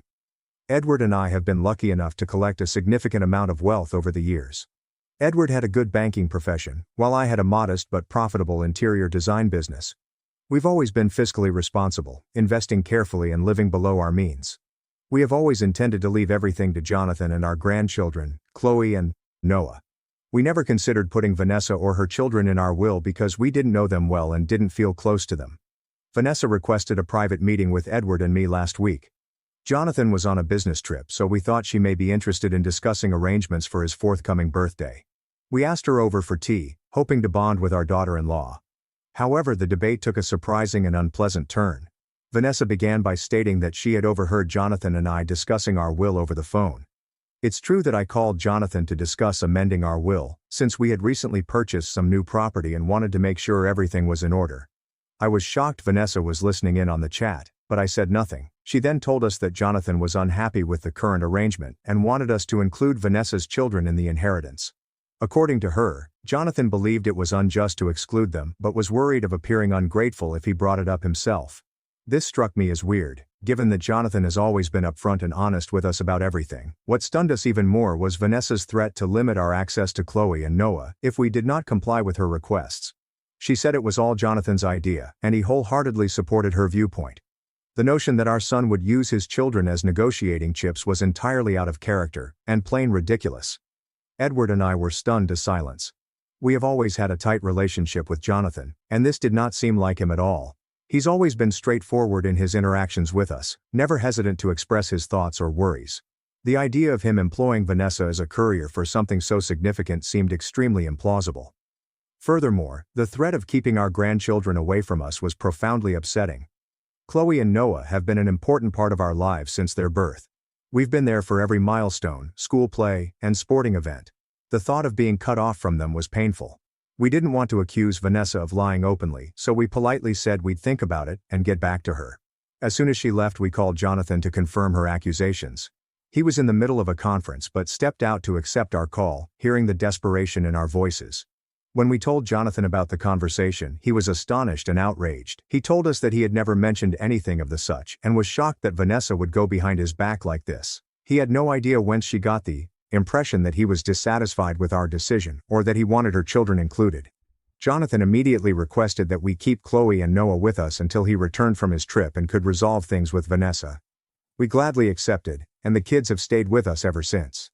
They were initially pleased about the surprise sleepover at Grandma and Grandpa's house, but now they're wondering why they haven't left yet. It's been a week, and the problem has only worsened. Jonathan has tried to reason with Vanessa, but she refuses to give in. She's given him an ultimatum. Convince us to change our minds, or choose between her and us. Jonathan is saddened, caught between his feelings for Vanessa and his commitment to us and his children. Edward and I both feel bad about the situation. We never meant to cause family conflict with our inheritance plans. We've always viewed our wealth as a means of securing the future of our sons and grandchildren, rather than a source of contention. At the same time, we are hurt and angered that Vanessa would try to manipulate us and jeopardize our relationship with our son and grandchildren. We are at a loss on what to do. Should we hold firm or give in to Vanessa's requests for the sake of family harmony? Is there a compromise we aren't seeing? The notion of losing our relationship with Jonathan and our grandkids is devastating, but being pressured into rewriting our will is equally unsettling. I'm hoping to get some outside perspective on this issue. Have we unintentionally been unkind to Vanessa and her children? Should we have made a bigger effort to involve them in our family? Or are we justified in feeling cheated and manipulated? Any suggestions on how to get through this difficult position would be greatly appreciated. Update 1. It's been 2 weeks since my last post, and I'd want to thank everyone for their kind words and advice. It's been reassuring to hear that many of you believe we're not in the wrong here. Unfortunately, things have only gotten worse, and I felt compelled to inform you all of the situation. Jonathan has been staying with us, along with Chloe and Noah. He took an extended leave of absence from work to deal with his family crisis, which I understand was not an easy decision for him. Jonathan has always been dedicated to his job, often working long hours to support his family. Seeing him put his career on wait like this emphasizes how bad the situation has become. He's been trying to work things out with Vanessa, but she won't budge from her demands. She continues to insist that we include her children in our will, or she will ensure that we never see Chloe and Noah again. It's evident now that this was never about what Jonathan desired, but rather Vanessa's notion. Jonathan is clearly feeling the effects of stress. He has lost weight, is having difficulties sleeping, and appears to be always on edge. It breaks our hearts to see him this way. Edward and I have been doing our best to assist him by cooking his favorite dishes and attempting to create a peaceful environment at home. However, it's evident that the situation is wearing him down. Chloe and Noah are also picking up on the tension, despite our best efforts to shelter them from the dispute. Chloe, the more sensitive of the two, has been silent and reclusive recently. Noah, on the other hand, has started acting out in school, which has never happened before. We had to attend a parent-teacher meeting to discuss his behavior, which exacerbated Jonathan's stress. Vanessa has intensified her tactics. She's been constantly calling and texting Jonathan, alternating between guilt-tripping him and making new threats. She's even been spreading stories among their mutual friends that we're attempting to dissolve their marriage because we never accepted her or her children. This could not be further from the truth, but it is causing Jonathan a great deal of distress. He has always cherished his connections, and the prospect of losing them over this is really troubling him. What's more disturbing is that Vanessa has begun to include her children in this issue. According to Jonathan, she has been telling Caleb and Grace that we do not love them and do not want them in our family. It's a nasty thing to do to young children, and we're concerned about the emotional manipulation she's capable of. Edward and I are upset with Vanessa's actions, but we are trying to remain calm for Jonathan's sake. We've suggested that he consult with a lawyer to better understand his options, particularly about custody of Chloe and Noah. Given Vanessa's previous threats, we're concerned that she'll use them as puppets in this power play. Jonathan is beginning to realize that his marriage may not be salvageable. He admitted to us that he had previously ignored most of Vanessa's manipulative conduct, either making excuses for her or giving in to keep the peace.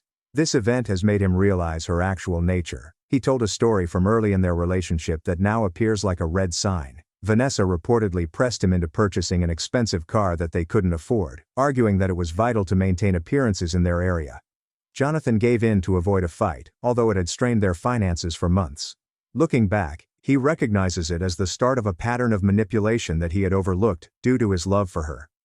We're doing our best to help Jonathan and the kids get through this terrible period. We've made it obvious that our home is always open to them, regardless of what happens. We've set up Jonathan's guest room and created an area in the study for the kids to complete homework. It's a tight fit, but we're making it work. We're also looking into family counseling options to help Chloe and Noah deal with the stress of another possible family breakdown. They're still grieving the loss of their mother, and the prospect of them going through another huge upheaval hurts our hearts. We haven't changed anything about our will and have no plans to do so. Vanessa's actions have further strengthened our resolve to maintain our assets inside our immediate family. We're even considering establishing a trust for Chloe and Noah to protect their future security, regardless of what happens between Jonathan and Vanessa. Edward and I have had lengthy discussions about how we came to this point. We can't help but think what we could have done differently. Should we have been more accommodating of Vanessa and her children? Did we unintentionally make them feel like outsiders? But then we remember how many times we asked them to family dinners, how many birthdays we celebrated together, and how hard we worked to include them in our lives. It's difficult not to feel that no matter what we did, it wouldn't have been enough for Vanessa. This whole circumstance has caused us to focus on our own marriage and the principles we've attempted to inculcate in our children. We have always valued honesty, integrity, and putting family first. Seeing Vanessa's acts has further increased our desire to uphold these beliefs. I'll keep you all updated as the issue progresses. Thank you again for your help and advice. It means more than you realize at this tough time. Update 2. It has been another week, and things have finally gotten to a head. Jonathan has chosen to file a divorce from Vanessa. He made this decision after learning that Vanessa had planned this deception for months, even before their wedding. It all began when Jonathan decided to review some old files on their shared home computer. He was searching for some tax paperwork when he came across a folder containing Vanessa's emails. Normally, he would have respected her privacy, but the subject line drew his attention: plan to safeguard the inheritance. Jonathan's world completely changed when he read through the emails. Vanessa had been prying through his personal records and discovered details regarding our family's holdings. She saw an opportunity to provide a stable financial future for her children and began planning how to incorporate them in our will. The emails went back to before their wedding. Vanessa had asked friends for guidance on how to exploit the situation. She had stated her strategy of first establishing herself as a loving wife and stepmother, then gently introducing the concept of include her children in our will. If it didn't work, she had other options, such as emotional manipulation and threats. Vanessa made no attempt to reject the evidence presented to her by Jonathan. Instead, she was upset that he had violated her privacy by reading her correspondence. She then issued him an ultimatum: either he persuades us to alter our minds, or she would make the divorce as ugly and painful as possible. That was the final straw for Jonathan. He packed up his and the kids' essential stuff and relocated them all to our home permanently. He's already spoken with a lawyer and begun the divorce process. We're all still stunned at how rapidly everything has unraveled. Chloe and Noah are understandably upset and puzzled. This is the second time they've experienced serious family turmoil, and it's taking a toll. Chloe has been increasingly introverted, spending hours alone in her room. Noah, on the other hand, has been having nightmares, and has begun to exhibit symptoms of separation anxiety, not wanting Jonathan to leave his sight. We are doing our best to give them with a secure and loving atmosphere, but we understand that it will take time for them to adjust to yet another huge shift in their lives. We've established a pattern to offer them a feeling of normalcy, including family dinners every night, schoolwork assistance, and weekend trips to the park or the cinema. Vanessa has alternated between sending angry messages and appealing for Jonathan to return. She has threatened to battle for custody of Chloe and Noah, even though she has no legal right to them. Jonathan's lawyer told us that her threats were false, but they are still creating a lot of stress. Edward and I are entirely behind Jonathan during this process. We're assisting with the children, offering emotional support, and paying his legal bills. We've made it obvious to him that he and the children can stay with us for as long as they need. Our house is currently full, but we see this as a chance to spend more quality time with our family. The entire process has brought our family closer together. We're all rallying around Jonathan and the kids, determined to face this challenge together. It won't be easy, but we're convinced that we're doing the right thing by standing firm against Vanessa's deceptive techniques. Jonathan has begun to share out more about his connection with Vanessa. He said that there were early indications of her dominating behavior, but he discounted them as her being passionate or particular.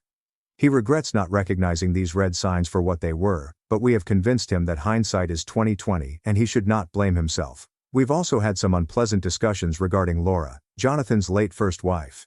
Chloe and Noah have begun asking more questions about their mother, possibly seeking consolation in recollections of happier times. It's heartbreaking, but we've been sharing tales and going through old photo albums together. We want the kids to understand that it is okay to talk about Laura and miss her. I'll provide another update when there are substantial changes in the divorce proceedings. Thank you for your ongoing support and advice. It has been a source of strength for our family throughout this difficult period. Update 3. It's been a month since my last post, so I wanted to discuss the most recent changes in our family situation.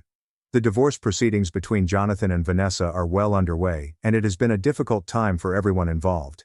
Vanessa, true to her word, is making the divorce as tough as possible. She is disputing everything from asset distribution to Chloe and Noah's parenting arrangement. Despite the fact that she has no legal claim to the children, she claims to be a mother figure to them and thus deserves visitation rights. It's a tough situation, but Jonathan remains steadfast in his determination to safeguard his children. Fortunately, Jonathan's attorney is skilled and has handled the case brilliantly. They have gathered extensive proof of Vanessa's deceptive actions, including emails in which she detailed her ambitions to have her children included in our will. This has considerably helped Jonathan's case. Chloe and Noah have struggled with the circumstances, but they have demonstrated tremendous perseverance. We've enrolled them in counseling to assist them deal with their emotions and the changes in their lives. It appears to be helping, as they are gradually opening up more about their emotions. Chloe has started keeping a notebook, which her therapist describes as a beneficial way for her to express herself. Noah joined a juvenile sports team, which has helped him channel his energy and emotions. Jonathan is doing well now that he has taken definite action. The hardship of the divorce proceedings continues to take its toll, but he is no longer divided between his allegiance to us and his misdirected love for Vanessa. He is focused on safeguarding his children and repairing his life. We've caught hints of the old Jonathan returning. He even told a joke the other day, which we hadn't heard in months. Edward and I have done everything we can to help our family through this crisis.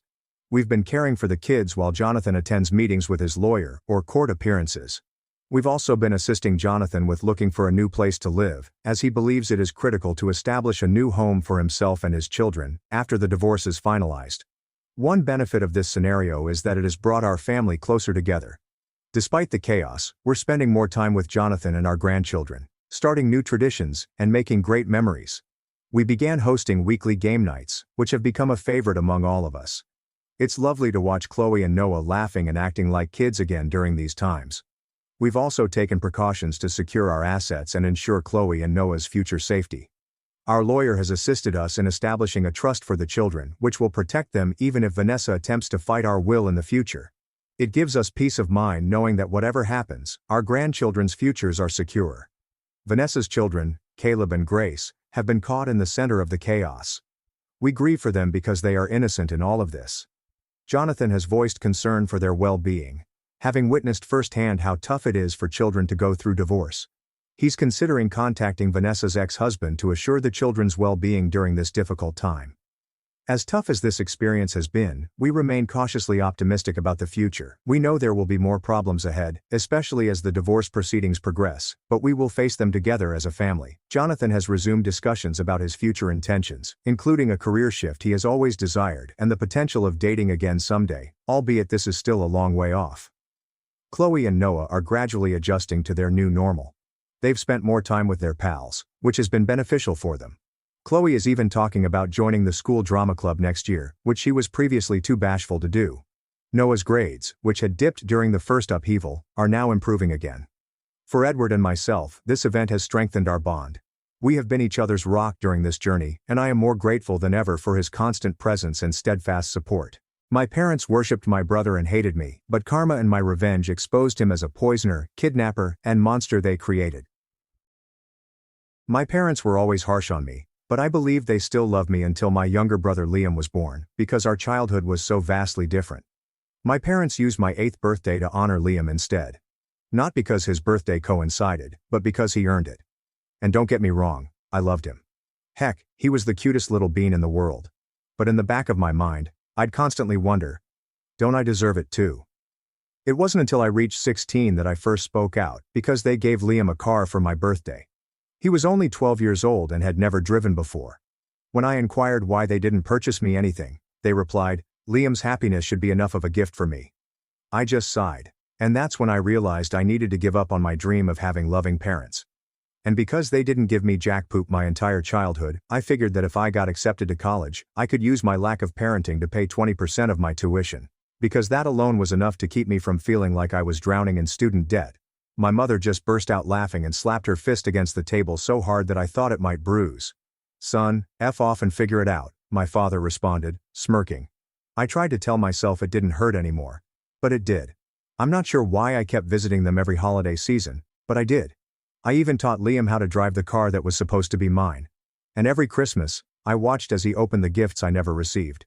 But it wasn't until I was 22 that I snapped, since Liam received his college admission letter from the local community college. My parents threw him a party, and I came to show my support. Toward the end, my father tapped his champagne glass to toast. He began by describing Liam as the brilliant son they had never had. Ouch. And just as I was going to leave and head home, they resumed. My father proudly announced that he and my mother would pay for all of his tuition and even buy him a little house so he could live independently and have the whole college experience. My eyes enlarged so widely that I believed my eyelids would split in two. As soon as the visitors started to leave, I gathered my entire family in an upstairs room. What the actual F? I screamed, my phone recording the entire scene in the corner. My mother slapped me across the face. It wasn't forceful, but her ring scratched my cheek, and blood poured out.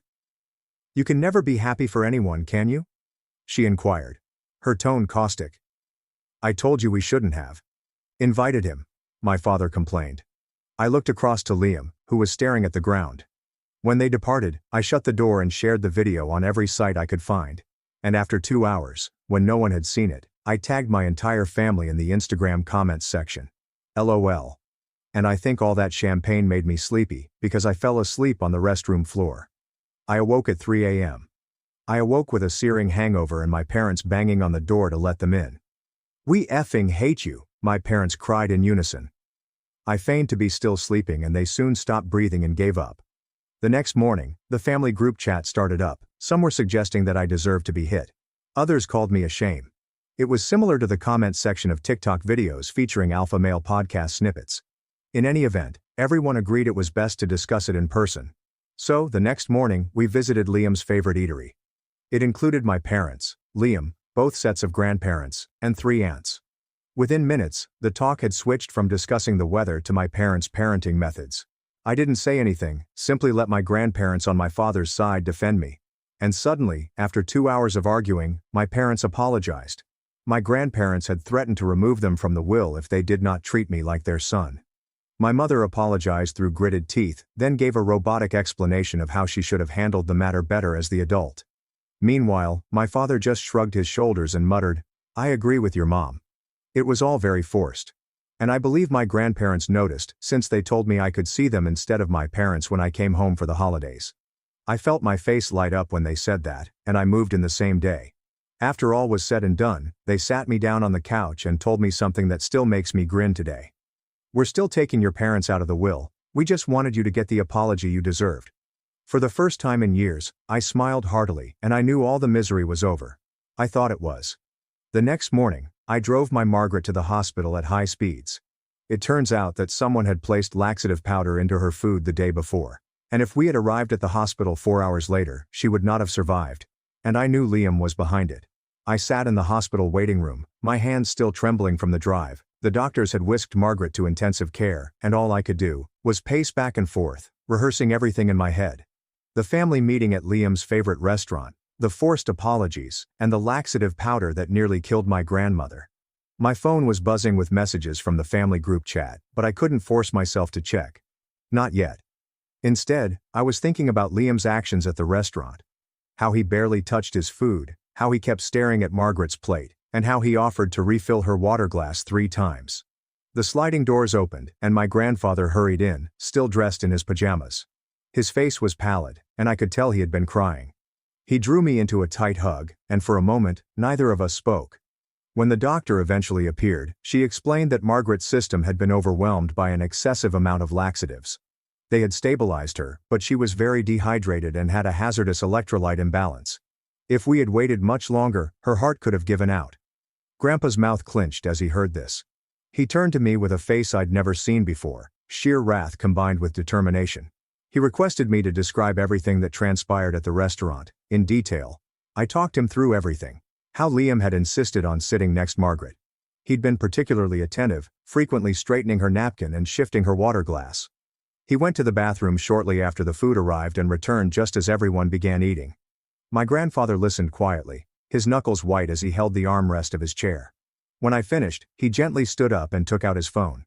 He called 3 people, his lawyer, a private investigator he knew from his business days, and the restaurant, requesting that they retain any security tape from yesterday. Family members gradually arrived at the hospital during the next few hours.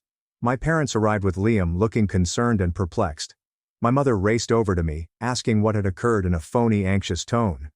I just stared at her, remembering how she had hit me just days before. Liam remained near the door, hands in his pockets. He kept checking his phone and looking towards the exit. When our eyes met, he swiftly averted his gaze and began discussing education with one of our aunts. The doctor let us see Margaret in shifts. When it was my time, I discovered her awake but feeble, hooked up to several IVs. She clasped my hand as I sat down near her bed. She mumbled that she had felt uncomfortable shortly after dining at the restaurant. The cramps began on the journey home and worsened throughout the night. She'd been too embarrassed to wake anyone until the pain was excruciating. I stayed with her until the visiting hours ended, then returned to my grandparents' house. Grandpa was already present, seated at the kitchen table with a laptop and various printed paperwork. The private investigator had been busy. He showed me the restaurant's surveillance footage on his laptop. The image quality was poor, but you could definitely see Liam getting up from the table and headed to the restroom. Instead of going inside, he ducked into the kitchen for about 30 seconds before returning to the table. My grandfather had also asked the eatery to inspect their inventory. They were missing a big container of industrial-strength laxative powder used to clean grease traps, the same type that the hospital had discovered in Margaret's system. We both understood what this meant, but proving it would be another story. Liam had been cautious. No direct footage of him removing anything or putting it in the food, simply circumstantial evidence that would not be accepted in any official setting. The next morning, I resolved to approach things differently. Instead of confronting Liam directly, I began paying greater attention to his actions. I concealed a security camera in the hallway outside Margaret's room at home, behind an old smoke detector. I also began chronicling everything. Every time Liam came by, every bizarre question he asked regarding Margaret's health. Every time he offered to assist her with her meds or meals, the pattern became apparent. Within days, Liam would arrive unannounced, always when he assumed I wasn't home. He'd ask extensive questions regarding Margaret's rehabilitation, her medication regimen, and when she would be alone. He would offer to pick up her prescriptions or bring her special foods to aid in her recovery. My folks, understandably, felt I was paranoid when I highlighted Liam's unusual conduct. My mother actually chuckled, saying I was envious because Liam was such a kind grandchild. My father accused me of attempting to turn the family against Liam due to the college financial crisis. But I wasn't the only person who noticed. Grandpa had also been watching, and he had seen enough. He changed all of the locks on the house and set up a robust security system. He also hired a part-time nurse to be with Margaret during the day, closely monitoring everything she ate and drank. That's when the harassing began. Anonymous notes started appearing beneath Margaret's bedroom door. Crude messages told her she was going to die soon, that she should have minded her own business, and that elderly people like her were better off dead. The handwriting was concealed, but the time was questionable. They only emerged on the days Liam had visited. I collected each note and saved it in a folder with the dates and times it was found. Then Margaret's pills started disappearing. First, 1 or 2 tablets, then whole bottles. The nurse reported that someone had entered the medicine cabinet despite the new locks. Liam was conveniently available when these instances occurred, and he was always the first to offer to assist in the search for the lost medications. I realized I needed more definite evidence, so I upgraded the hidden camera in the hallway to one with higher quality and night vision. I also put one in Margaret's room, cleverly disguised in a bookcase so it could view both the door and her bedside table. 3 days later, I had everything I needed. The video captured Liam slipping into the house at 3 a.m., with a key he must have copied before we changed the locks. He walked straight to Margaret's room and stood over her bed for a few minutes, simply watching her sleep. He then took something from his pocket and began mixing it into the water glass on her bedside. I quickly created multiple copies of the footage, one on my laptop, one on an external drive, and one uploaded to a secure cloud service. I was not taking any chances this time. However, when I presented the footage to my parents and other family members, Liam had already planned his defense. He said I deep-faked the video out of envy and was attempting to frame him because I couldn't take him being the favorite child. He was pretty good. He burst out crying, stating he loved Margaret and would never hurt her. He accused me of being mentally ill and needed professional help. He even alleged that I had poisoned Margaret and was now blaming it on him. Some family members trusted him. They pointed out how tech-savvy I was, noting that I'd already made one video attempting to make the family look terrible. My aunt suspected that I was the one who found Margaret unwell and drove her to the hospital. The family was dividing down the middle. Those who had always backed Liam, including my parents, sided with them. Those who saw through the partiality over the years supported me and my grandparents. But Margaret never wavered. Despite her vulnerability, she spoke out at every family meeting, stating that something was wrong with Liam and that she could feel it in her bones. Her voice had weight, yet her weakness led others to disregard her concerns as disorientation caused by her illness. I understood I needed to shift strategies. If confrontation didn't work, perhaps infiltration would. I claimed to have a change of heart. I apologized to Liam privately, explaining that everything had left me nervous and paranoid. I told him I wanted to mend our friendship and that brothers should stick together. Liam was suspicious at first, but his ego prevailed. He'd always enjoyed having power over me, and my apparent obedience contributed to that. He slowly began to relax his guard around me. I started going to see him in the house my parents had bought him. We would hang together, play video games, and talk about college. I pretended to be the supportive elder brother I had always aspired to be, suppressing my disdain whenever he smiled, that fake smile. It took weeks, but Liam ultimately came to trust me enough to leave me alone in his home. That's when I discovered them. The journals, secreted in a lockbox under his bed, describe years of manipulation and plotting. The entries dated back to when he was only 10 years old. Detailed notes on how to manipulate our parents, how to turn them against me, and how to ensure he got everything while I received nothing. He had investigated psychological manipulation techniques, gaslighting schemes, and ways to make someone appear insane. The most recent entries were about Margaret, how she had endangered his position by sticking up for me, and how she needed to be removed from the equation.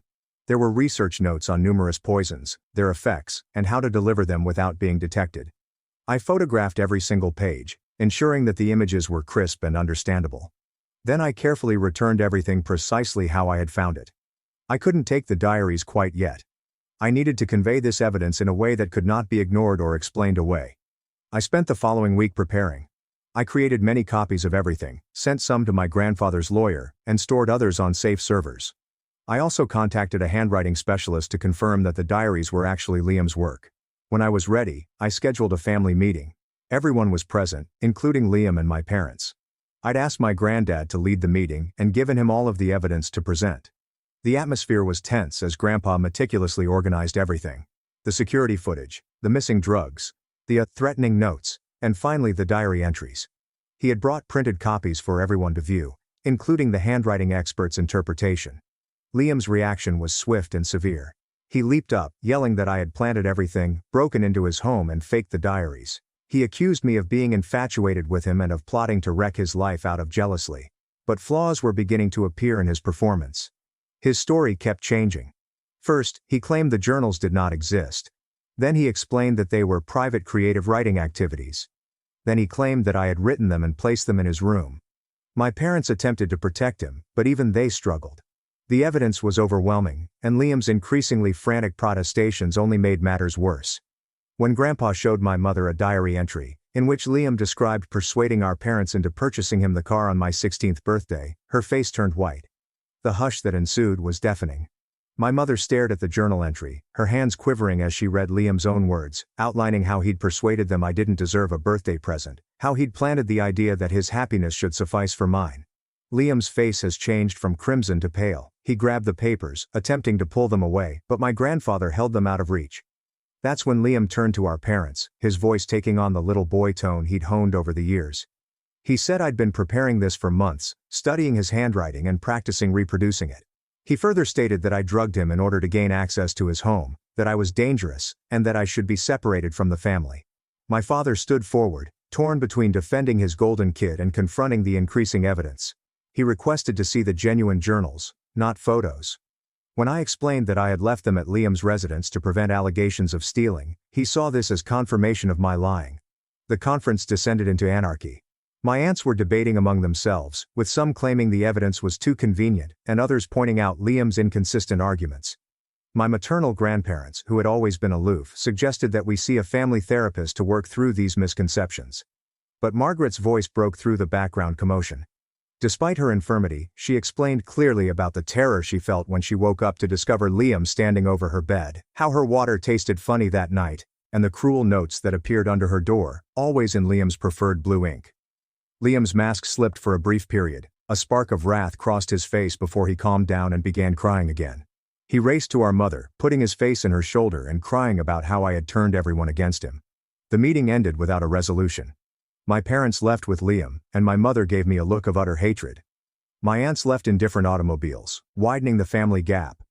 Only my paternal grandparents remained. Grandpa's jaw was set with resolve. That night, I was unable to sleep. I kept checking the locks, looking out the windows, and leaping at every sound. Around 2 a.m., I overheard something outside. Through the bedroom window, I noticed Liam's car parked down the street, the engine running. I woke up my grandfather, and we watched as Liam sat in his car for over an hour before driving off. The next morning, we discovered our mailbox had been smashed, with the metal twisted and broken. At 3:47 a.m., the security camera showed Liam doing it with a baseball bat. We filed a police report, but the officer appeared suspicious when we explained our family situation. They deemed it a civil matter in the absence of more clear evidence of genuine harm. They would speak with Liam about the mailbox, but that was all they could do. The harassment intensified in the following days. Dead flowers appeared at our door. Our car's tires were slashed while we were at the supermarket. Someone called in a bogus welfare check for my grandparents, claiming elder abuse. Each incident was meticulously organized to avoid leaving evidence that pointed directly to Liam. He always had an alibi, which our parents would generally give. They'd think he was at home, watching movies or studying for his forthcoming college classes. I began sleeping in shifts with my grandfather, with one of us constantly awake to keep watch. We put more cameras, better locks, and even a panic button that connects straight to the police. But Liam was astute. He understood just how far he could go without violating any legal boundaries. Then came the day Margaret's new medication disappeared. Not just a few tablets, but the whole bottle of her heart medication.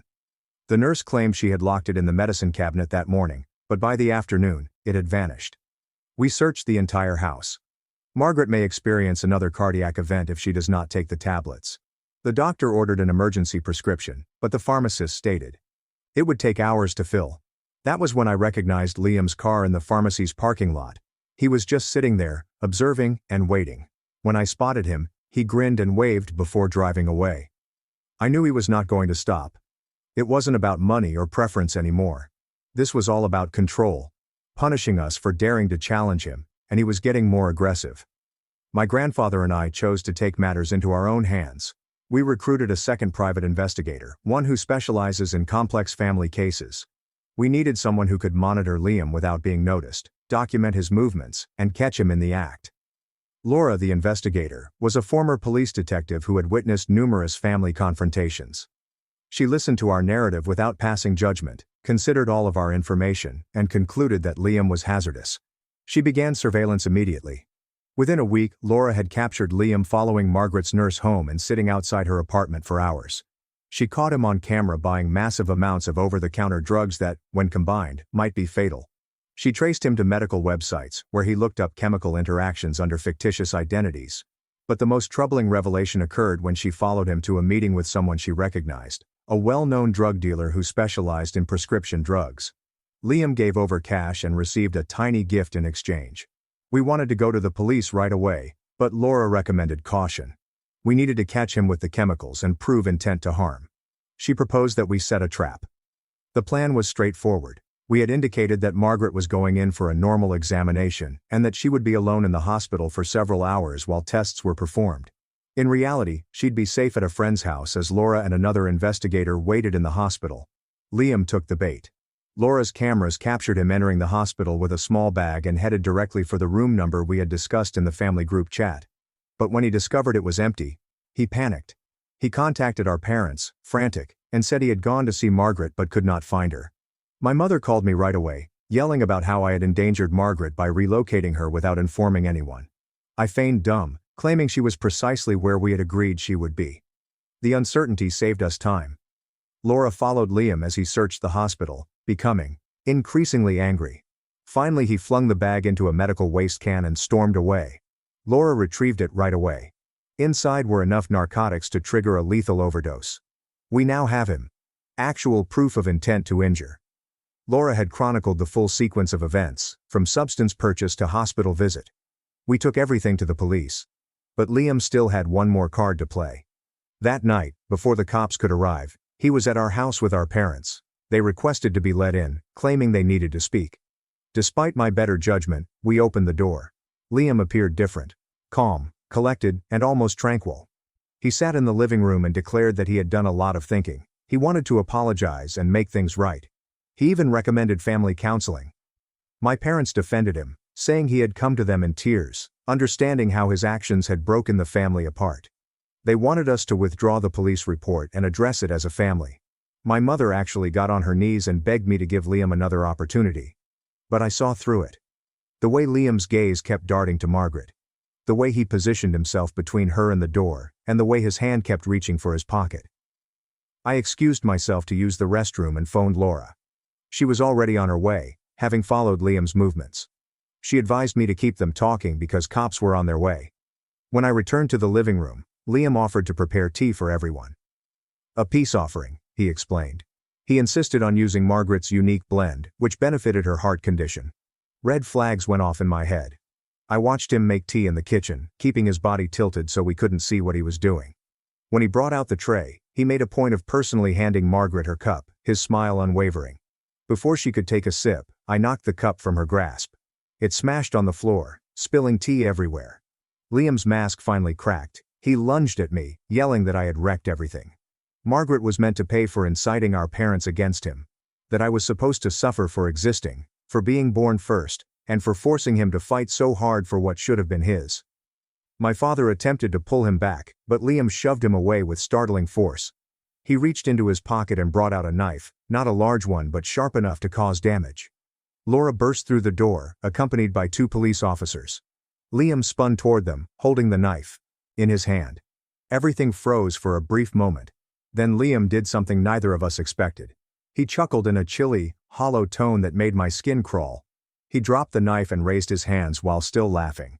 As the policeman cuffed him, he looked straight at me and spoke 5 words that froze me to the bone. "This isn't over, dear brother." The police took Liam away, but the damage to our family was already done. My parents were standing in our living room, looking lost and devastated. The truth about their golden child became undeniably evident. My mother slumped into a chair and sobbed uncontrollably. Not for me or Margaret, but for Liam. She kept insisting on an explanation, that this was not the son she knew. My father stood there, years passing in minutes. Laura got the tea tested. It contained a deadly amount of the painkillers Liam attempted to dispose of in the hospital. If Margaret had drunk even a few sips, she would have died within hours.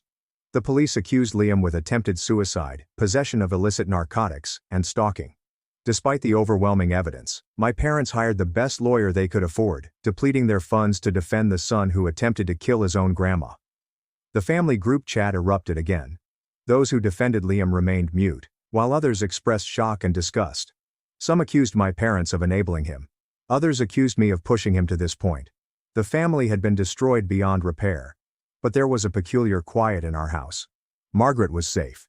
The incessant worry and paranoia could finally subside. We had won, but it felt hollow. I had utterly lost my parents, and despite everything, it still stung.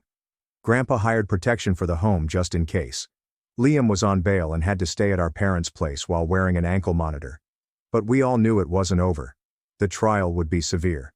The family turmoil unfolded in public. I spent the following few days helping Margaret recuperate from her stress. Her heart condition had deteriorated as a result of the continual dread, and she required 24-hour care. I moved into her room and slept on a cot next to her bed. One night, she grasped my hand and squeezed it lightly. She told me she was pleased of me for saving her life. She also stated something that surprised me. She felt terrible for Liam, not for what he'd done, but for who he had become. She believed our parents had created a monster by never telling him no, convincing him that he was entitled to everything, and teaching him that I was less than human, merely an impediment to his happiness. They had deprived him of empathy and basic human decency in their attempt to provide him with everything.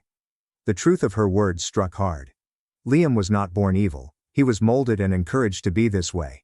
And now everyone was paying the price. Laura continued to serve as our security consultant, assisting us in preparing for the trial. She had unearthed additional evidence. Liam had been planning this for months, possibly years. The journal entries were only the top of the iceberg. She discovered internet posts under false names in which he asked for help on inheritance law and how to make deaths appear natural. She realized that he had communicated with others who had effectively eliminated family members for money. He had been studying, learning, and preparing. The prosecutor was putting up a solid case, but Liam's counsel was effective. They portrayed him as a troubled young guy who snapped under pressure and needed treatment, not prison. They had character witnesses lined up, instructors and family members who had only seen his lovely public face. My parents refused to speak with me, but I heard from other members that they were supporting Liam. They came by every day, bringing him home-cooked food and books. They'd convinced themselves that everything was a misunderstanding that would be sorted up before trial. Then, 3 weeks before the trial was scheduled to begin, Liam disappeared. The ankle monitor was discovered cut off in his bedroom, along with a message that simply said, "I'll be seeing you."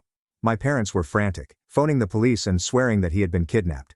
However, security footage from their residence showed Liam stepping out the front door at 4 a.m., carrying a backpack and appearing completely calm. The police issued a warrant for Liam's arrest, but he had prepared carefully. He'd emptied his bank accounts days earlier, sold his automobile to a private bidder for cash, and obtained a false ID. Laura discovered that he had been researching nations without extradition treaties for several weeks.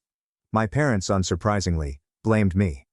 They arrived at our house yelling that I was to blame for Liam's actions and had destroyed their family. My father attempted to push his way inside, but the security guard that Grandpa had hired stopped him. They left and threatened to sue us for emotional anguish. We spent the next few days on high alert. Every slow-moving car, every unexpected knock on the door, and every unusual noise at night made us nervous. Margaret hardly slept, leaping at shadows. The stress was taking a toll on her already frail health.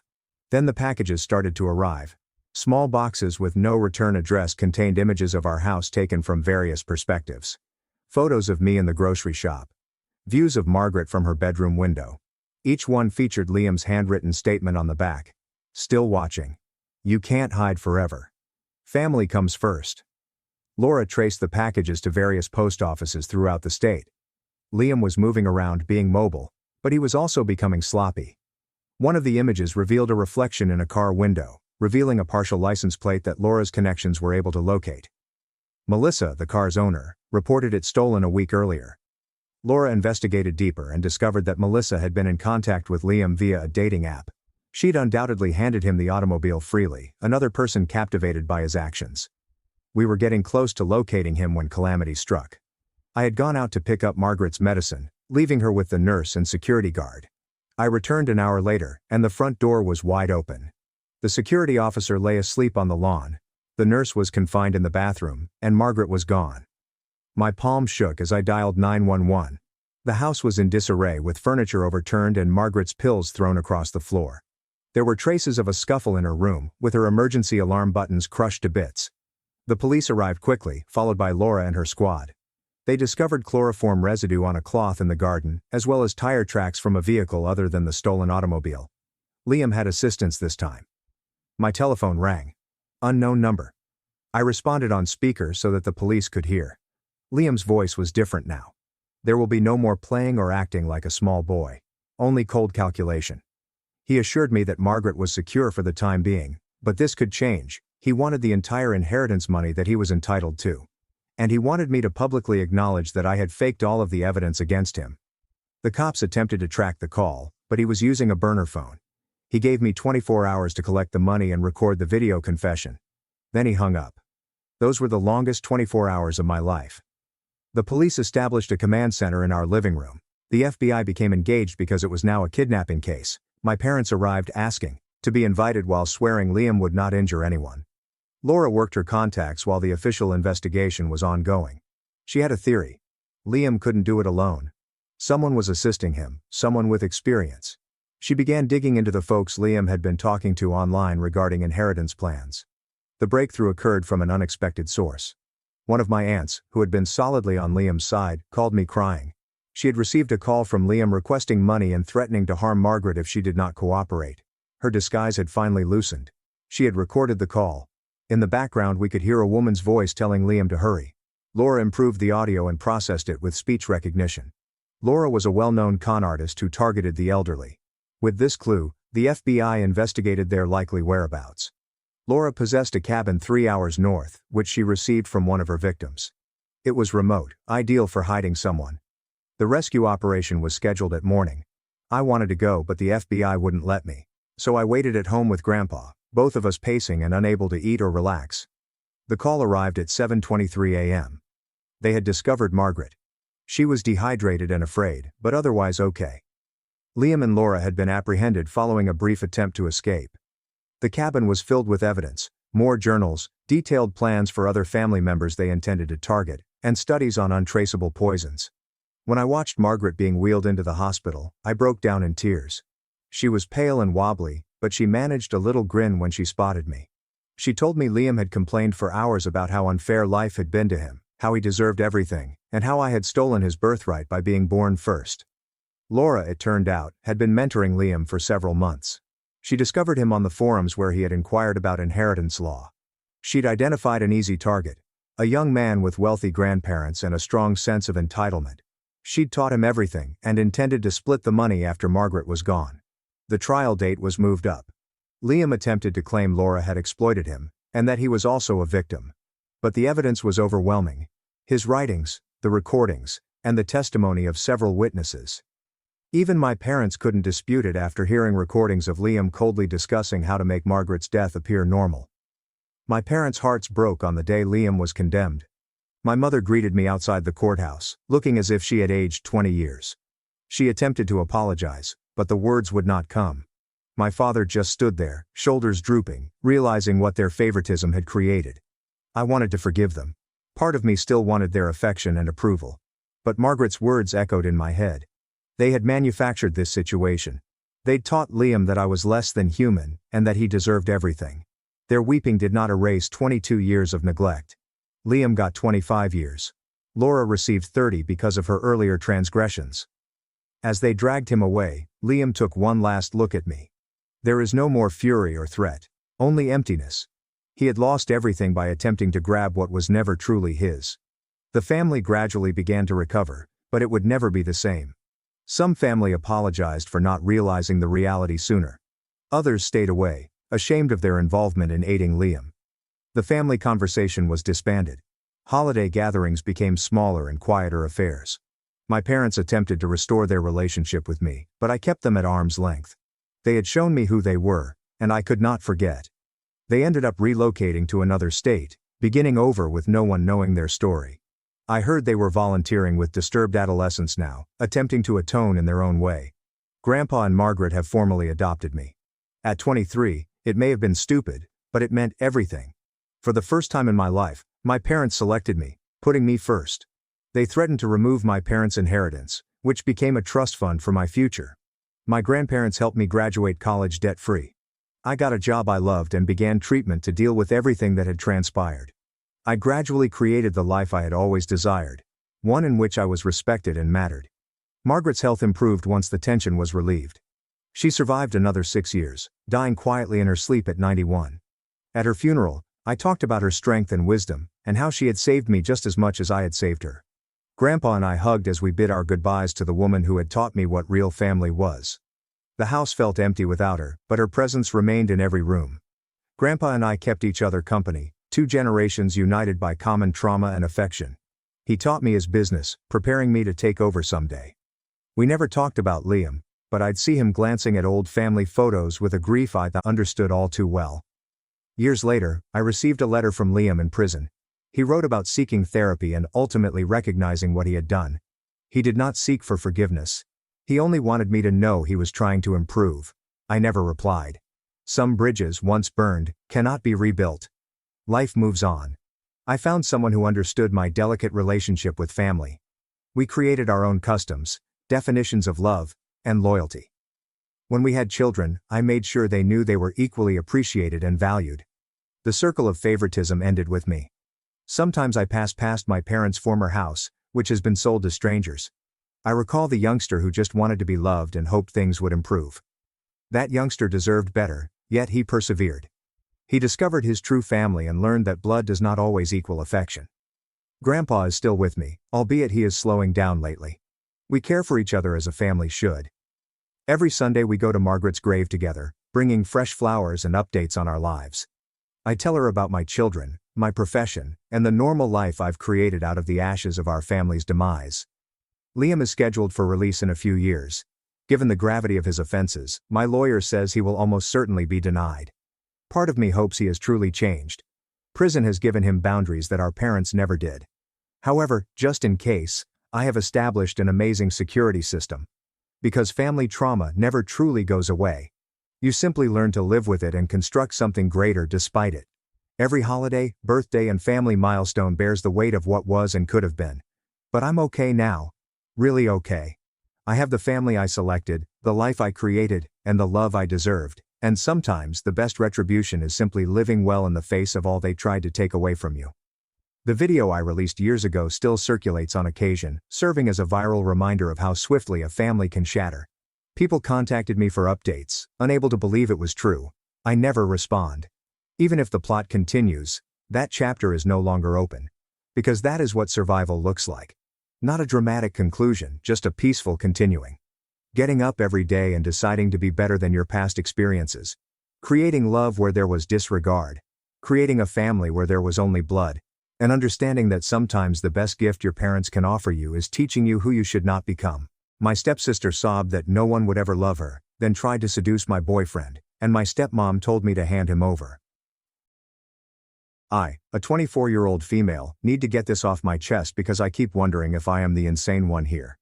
This includes my stepmother Margaret, 52, my stepsister Clara, 22, my father Daniel, 55, and my partner of 3 years, Ethan, 26. It's critical to understand how we arrived here. When I was 8 years old, my biological mother abandoned us. She packed her luggage one morning while my father was at work and I was in school. I returned home to find a note on the kitchen counter stating that she could no longer take being a mother. My father had to explain to an 8-year-old why mommy was not coming back. He raised me alone for 2 years. When I was 10 years old, my father met Margaret during a parent-teacher conference. Her daughter, Clara, was in my grade but attended a different school. Clara was born with spina and needed a wheelchair. Margaret was newly divorced and was working as a substitute teacher to make ends meet. My father operated a successful small plumbing business. Margaret began to come over more frequently. She would invite Claire over for play dates, and eventually she would stay for dinner. I recall being overjoyed to have another girl around, especially one who appeared so kind. Clara was shy and quiet, but always respectful to grown-ups. She looked at you with large eyes that made you want to protect her. My father and Margaret married when I was 12.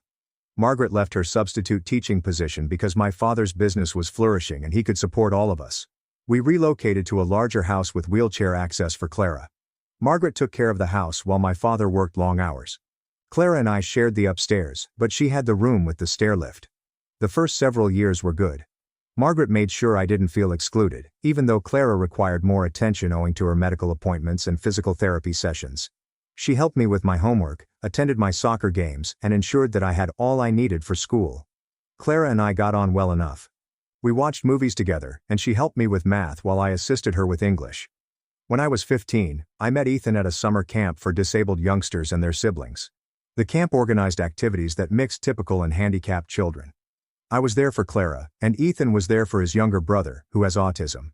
Ethan was 17 at the time and had already started working part-time while finishing high school. He was gentle with Clara throughout the camp activities and made her giggle a lot. She appeared more extroverted around him than with others. After camp concluded, Ethan began visiting our house. He made friends with Clara first. Actually, she enjoyed talking to him about books and movies. He treated her like any other teenager, not as someone to be pitied.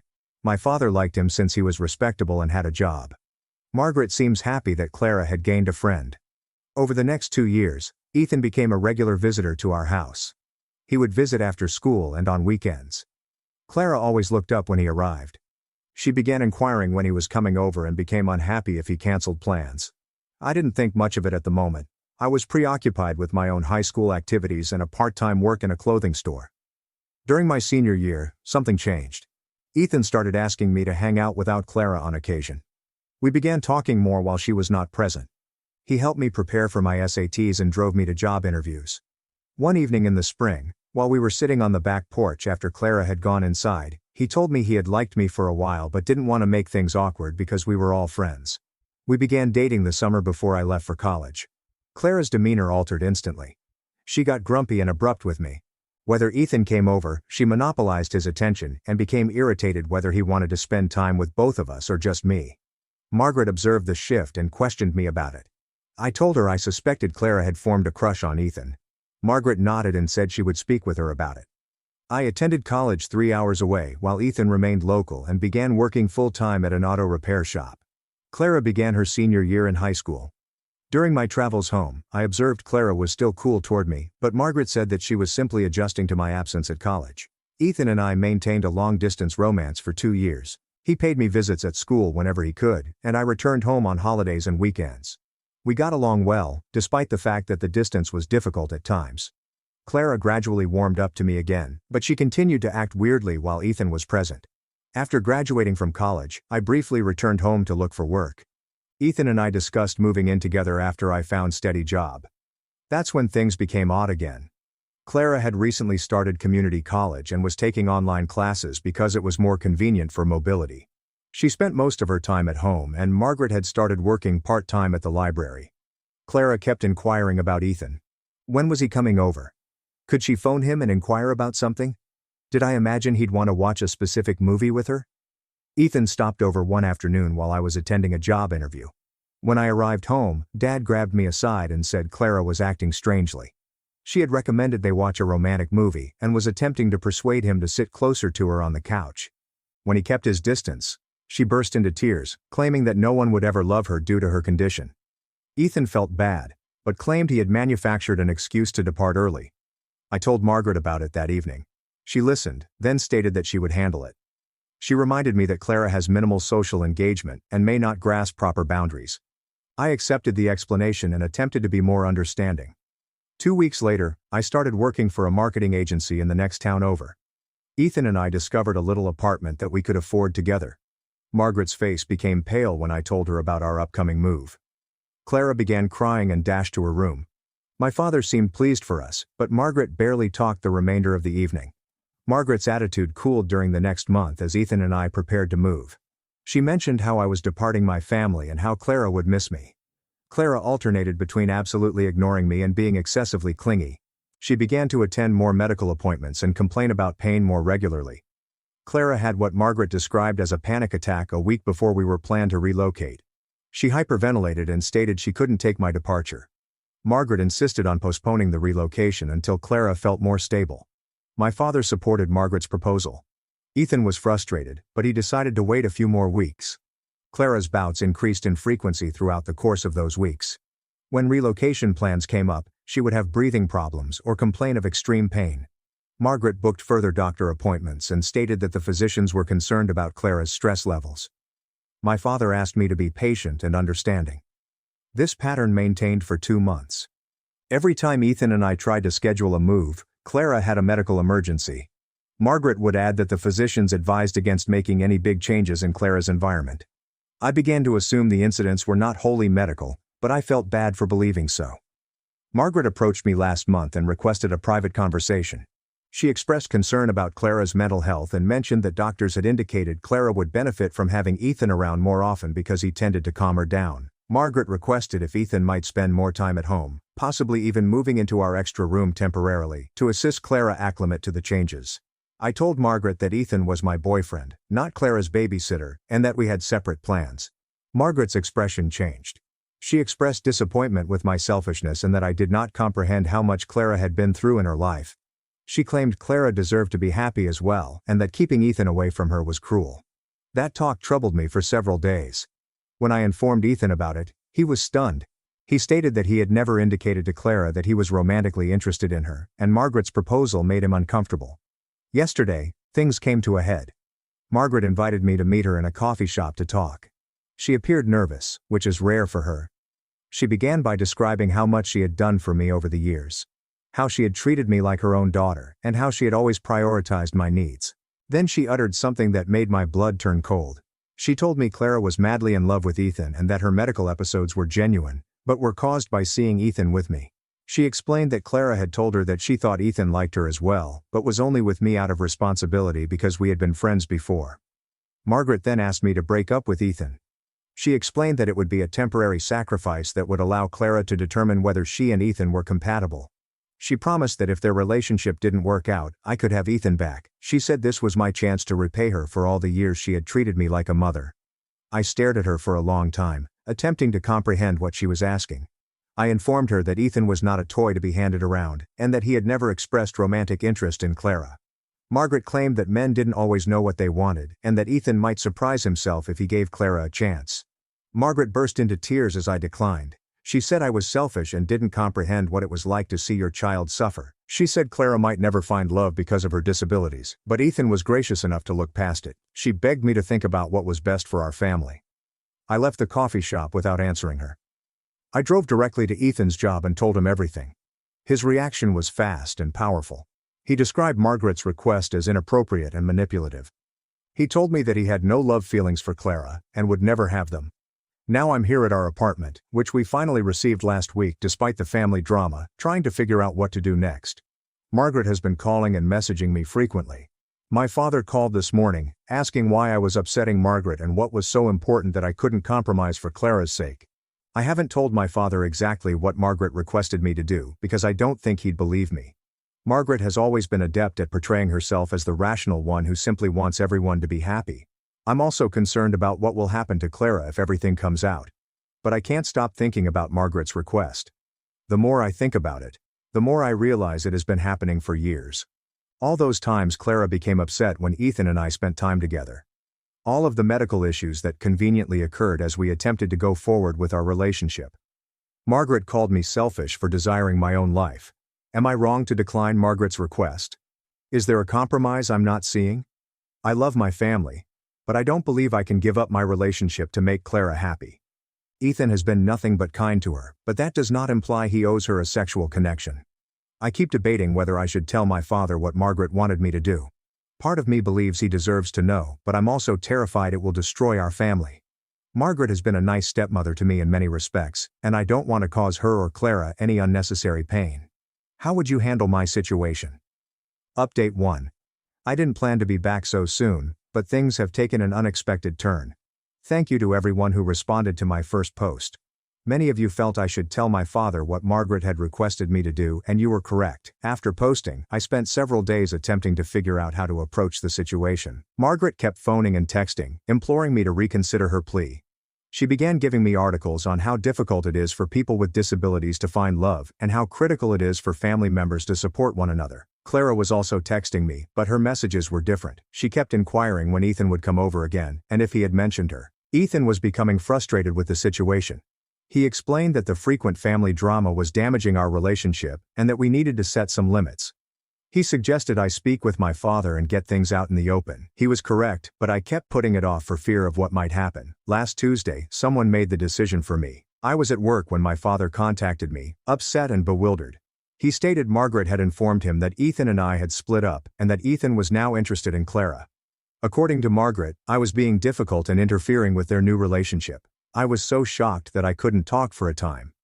My father went on to add that Margaret was concerned that I was struggling to accept the shift and that I might need some time away from the family to digest it. He suggested that I stay at Ethan's apartment for a while to allow everyone time to acclimate.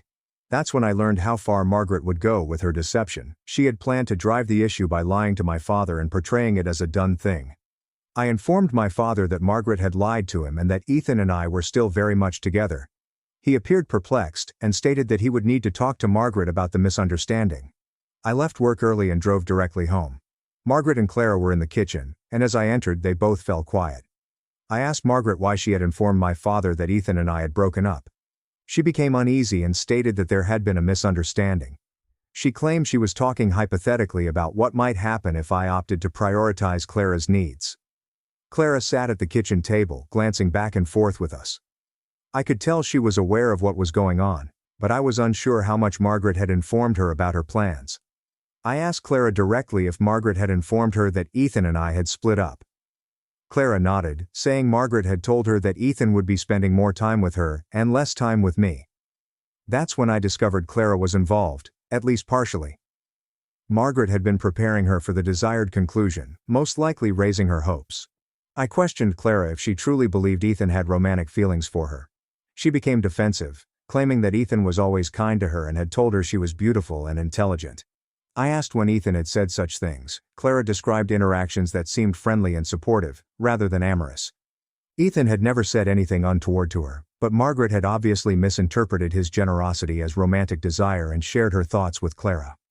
When my father returned home from work, I wanted to speak with him quietly. I told him everything, from Margaret's request at the coffee shop to her lies about Ethan and I's breakup.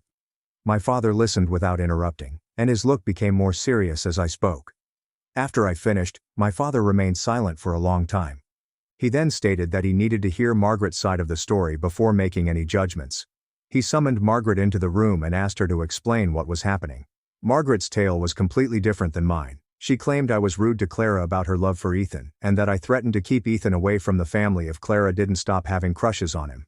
She clarified that she had just suggested that I consider Clara's sentiments when making relationship decisions, not that I break up with Ethan. She said I misunderstood and exaggerated her request. Clara corroborated Margaret's version of events. She claimed I had been rude to her about Ethan, and Margaret was only trying to protect her. She claimed she never requested Ethan and me to break up, but it upset her when I acted as if she wasn't allowed to have feelings. My father stared between us, evidently trying to figure out who was telling the truth. He explained that this was a complicated scenario in which we all needed to calm down and find a way to work together. He recommended family counseling to help us communicate better. At that point, I understood Margaret had planned this confrontation. She had prepped Clara with a story that portrayed me as the villain and herself as a protecting mother. She'd undoubtedly been working on this story for weeks, knowing I'd ultimately tell my father about our talk. I informed my father that I would not be engaging in family counseling because Margaret had already demonstrated that she would lie to manipulate the situation. I explained that I needed some time apart from the family to consider whether I wanted to continue a connection with individuals who treated me this way. My father became enraged and accused me of being overly dramatic. He stated that families go through difficult times, and that walking away was not the solution. He accused me of being difficult and selfish, as my biological mother had been. That comment hit me hard. I'd spent my entire youth trying not to be like my original mother, who had abandoned us when things became tough. But I recognized that remaining in a position in which I was being misled and lied to was not loyalty. It was simply tolerating abuse. I packed my stuff and went to stay with Ethan. That was 2 weeks ago, and I have not returned to the house since. My father has called multiple times, wanting me to come home and talk things out. Margaret has sent messages apologizing for the misunderstanding and stating that she only wants the best for everyone. Clara texted to ask why I am being so harsh to the family. But this is what really upsets me. None of them have admitted what truly occurred. Margaret has not revealed that she asked me to break up with Ethan. Clara has not admitted that she hoped I would.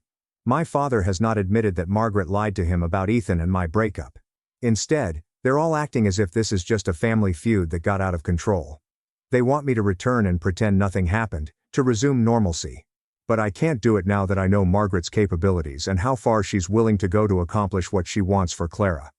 Ethan has been absolutely supportive throughout this. He's made it obvious that he doesn't want anything to do with Margaret's manipulation and is committed to our partnership.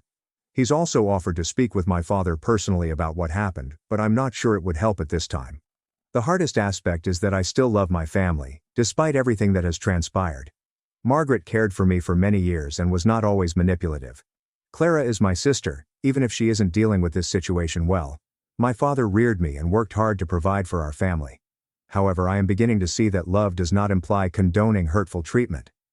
Margaret crossed a line when she asked me to give up my relationship for Clara's pleasure. She broke another line when she lied to my father and attempted to manipulate the situation to achieve her goals. I don't know what will happen next. My father has stated that if I do not return home and straighten things out with the family, he will discontinue financial assistance for me. Margaret and Clara are acting as if I was the one who started this whole issue by being selfish and unforgiving. Part of me wonders whether I should just return and attempt to make peace. It would be easier than dealing with all of the strife and uncertainty. But every time I think about it, I recall Margaret sitting across from me in that coffee shop, asking me to break up with my boyfriend so that her daughter might have him. I recall the look in her eyes as she lied to my father about what had transpired. I can't go back to pretending everything was fine. I can't go back to avoiding Clara's emotions or accepting Margaret's manipulation as normal family dynamics. So I guess I'm seeking for advice again. How do you restore your life if your family turns on you for refusing to be manipulated? How do you deal with the guilt of stepping away from folks who say they love you but don't respect your boundaries? Update 2. I wish I could say things improved following my last report, but they really deteriorated significantly before improving. I'm writing from my new apartment, which I share with Ethan, and I finally feel like I can breathe again. After my last post, I was away from my family for almost 3 weeks. During that time, Margaret intensified her efforts to persuade me to return. She began calling my workplace, informing my supervisor that there was a family emergency and that I needed to get home immediately. When my supervisor handed me the messages, I had to explain that there was no emergency and my stepmother was lying. Margaret also reached out to some of my college buddies via social media. She told them I was experiencing a mental breakdown and requested them to persuade me to return home. Several friends called me, concerned, and I had to explain the true situation to them. It was awkward and stressful. The worst aspect was what she did to Ethan. Margaret managed to get his work phone number and called his employer. She informed Ethan's supervisor that he had acted inappropriately with a disabled family member and that the family was considering filing charges. Ethan's employer summoned him to the office the next day for an awkward chat. Ethan had to describe the entire issue to his manager, including presenting text exchanges between us proving we were in a committed relationship. Fortunately, his boss trusted him and recognized that this was a family dispute rather than a criminal matter. However, Ethan was shocked by the incident, which made us both realize how far Margaret was willing to go. That experience convinced me that I needed to take more serious measures. I couldn't continue to live in limbo while Margaret tried to destroy my relationship and reputation. I resolved to write a lengthy letter to my father, outlining everything that had happened, including Margaret's initial request, and all of her following lies and manipulations. In the letter, I told my father that I loved him but couldn't have a relationship with him if he kept enabling Margaret's conduct. I stated that I was willing to keep a connection with him independent from Margaret and Clara, but only if he admitted what had transpired and stopped expecting me to tolerate Margaret's manipulation. I also sent a letter to Clara. I told her that I didn't blame her for having feelings for Ethan, but she needed to understand that those feelings did not give her the right to be in my relationship. I told her I wished she could find happiness with someone who genuinely wanted to be with her, but that person would never be Ethan. I sent both letters and waited. For a week I had heard nothing. Then my father called and requested to meet me for coffee. He sounded exhausted and older than I recall. When we met, my father looked like he hadn't slept well. He claimed he questioned Margaret about what I had stated in my letter. Initially, she denied everything and claimed I was lying to turn him against her. But as he probed her for details about specific conversations, her story began to unravel. My father claimed that the turning point came when he asked Margaret directly if she had ever asked me to break up with Ethan. Margaret eventually revealed that she had advised that I prioritize Clara's happiness, but she argued that it was an acceptable request from one family member to another. When my father asked her why she had lied to him about Ethan and I breaking up, Margaret explained that she had been trying to spare Clara from disappointment and that she believed I would finally see things her way. She claimed she had never planned for things to get that complex. My father expressed regret that he had not believed me right away. He claimed Margaret had always been so skilled at explaining things in a way that made her appear sensible and compassionate that he had come to rely on her judgment above his own intuition. He apologized for comparing me to my biological mother and suggested we concentrate on mending our relationship. I informed my father that while I appreciated his apologies, I needed to see actual improvements before I could trust him again. I told him he needed to set limits with Margaret about her behavior toward me and Ethan, and he shouldn't expect me to sacrifice my own happiness for Clara's emotional needs. My father agreed to those conditions, but he also asked if I would consider giving the family another chance to sort things out. He stated Margaret apologized and wanted to make things right. He suggested that we all get down and have an honest chat about what had happened. Against my better judgment, I agreed to a single family meeting. I told my father it would be at a neutral site, not their house, and that Ethan would accompany me. I also stated that if Margaret lied or tried to manipulate the situation during the discussion, I would leave without giving them another chance. The encounter was disastrous. We met at a restaurant, and Margaret had prepared an entire speech about how much she loved me and apologized for any misunderstandings, but when I pressed her to explicitly state that she had asked me to break up with Ethan, she couldn't. Instead, Margaret continued stating that she merely wanted me to think about Clara's sentiments, or that she had suggested I think about what was best for the entire family. She refused to use the word breakup, despite the fact that it was exactly what she had requested me to do. Clara was even worse. She accused me of being jealous of her connection with Ethan and attempting to keep them apart because I was insecure. She said Ethan had been leading her on by being kind to her, and I was forcing him to pretend he didn't have feelings for her. Ethan eventually spoke up, telling Clara that he was never romantically interested in her and never would be. He explained that he had been kind to her as a friend and as my sister, but she had mistaken his friendship as anything more. Clara burst into tears, explaining that Ethan was only saying that because I was influencing him. Margaret sprang to Clara's defense, claiming Ethan was being unkind to a vulnerable person. She stated she couldn't imagine Ethan would reject Clara only because of her disabilities. That's when I understood that nothing had changed. Margaret and Clara were still living a fantasy in which Ethan secretly desired to be with Clara, but was thwarted by mean, selfish me. They had learned nothing from the previous few months of conflict. I stepped up to leave, but my father encouraged me to stay and keep trying. He stated that families should work through their problems rather than giving up when things were unpleasant. I informed him that I had tried to sort out the problem, but Margaret and Clara refused to accept reality. As we walked out of the restaurant, Margaret told me that she would never give up on her daughter's happiness. She stated I could go away as my real mother did, but she would always fight for Clara. That comment was the last straw for me. Margaret saw me as a hindrance to Clara's happiness, rather than as the daughter she was expected to love and protect. No matter what I did or how much I sacrificed, it would never be enough because Margaret would always choose Clara's desires over mine. Ethan and I left town the following day. We were intending to relocate anyway because Ethan had received a job offer in another city. The work paid better and provided us with a fresh start away from the family strife. We've been here for 6 weeks, and it's been serene. No manipulative phone calls, no guilt trips about family loyalty, and no one asking me to give up my happiness for someone else's. Ethan enjoys his new career, and I found work at a marketing agency that is far superior to my previous position. My father has called a few times. Our chats have been cordial but distant. He keeps hoping that I will change my mind regarding Margaret and Clara, but I have made it obvious that this will not happen. I told him he was free to visit us here if he wanted to keep a connection with me, but I would not be returning to deal with Margaret's manipulation. Margaret sent me a farewell text message last week. She expressed her wish that I was content with my decision to leave my family for a man who would most likely abandon me ultimately. She claimed Clara was heartbroken and blamed me for being selfish and harsh. After that, I blocked her number.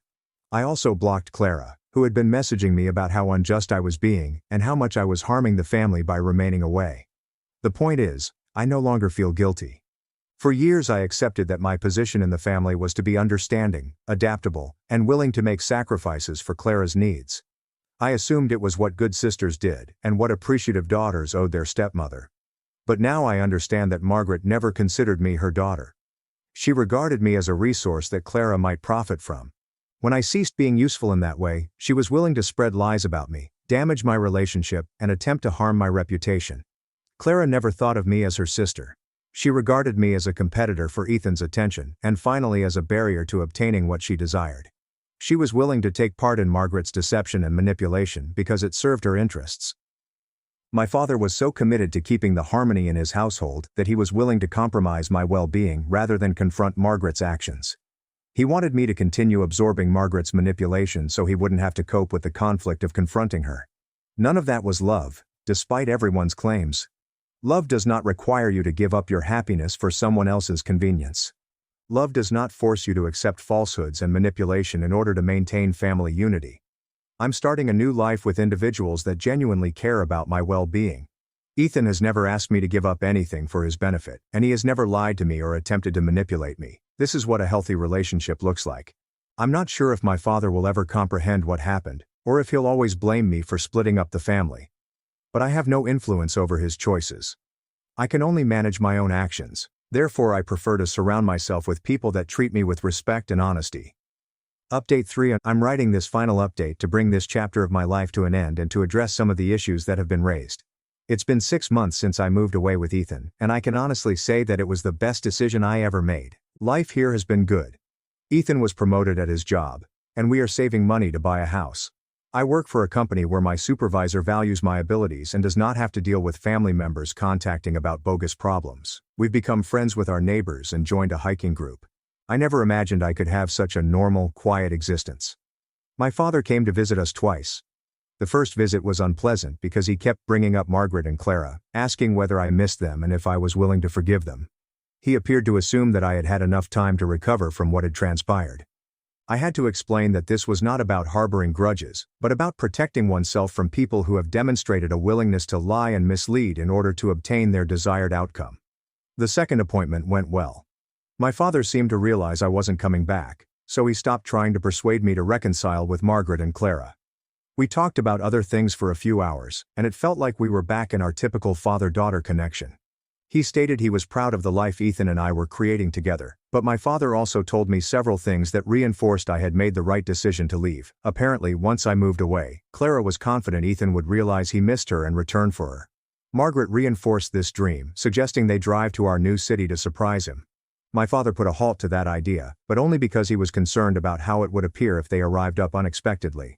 He didn't seem to grasp that the idea was unacceptable, because Ethan had expressed his feelings clearly, and stalking someone is bad no matter how it appears.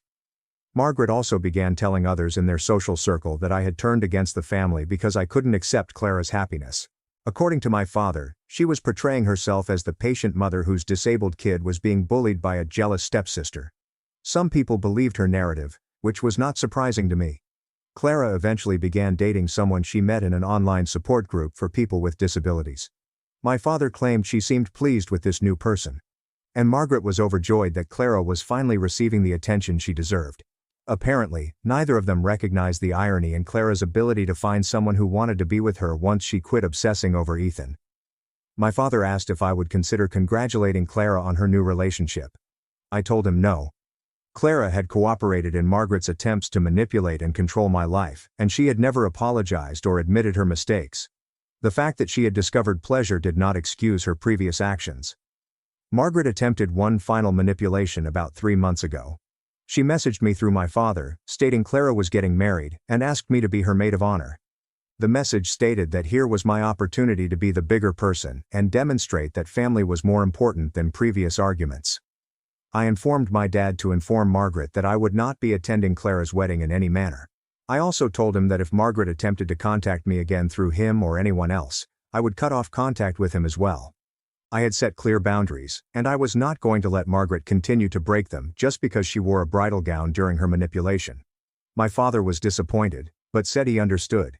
He also confessed that he thought Margaret's request was improper considering what had occurred. It was the first time he had directly critiqued Margaret's behavior, and it meant a lot to me that he could now see her clearly. Clara got married 2 weeks ago. My father gave me a snapshot from the wedding, and Clara appeared to be really delighted with her new spouse.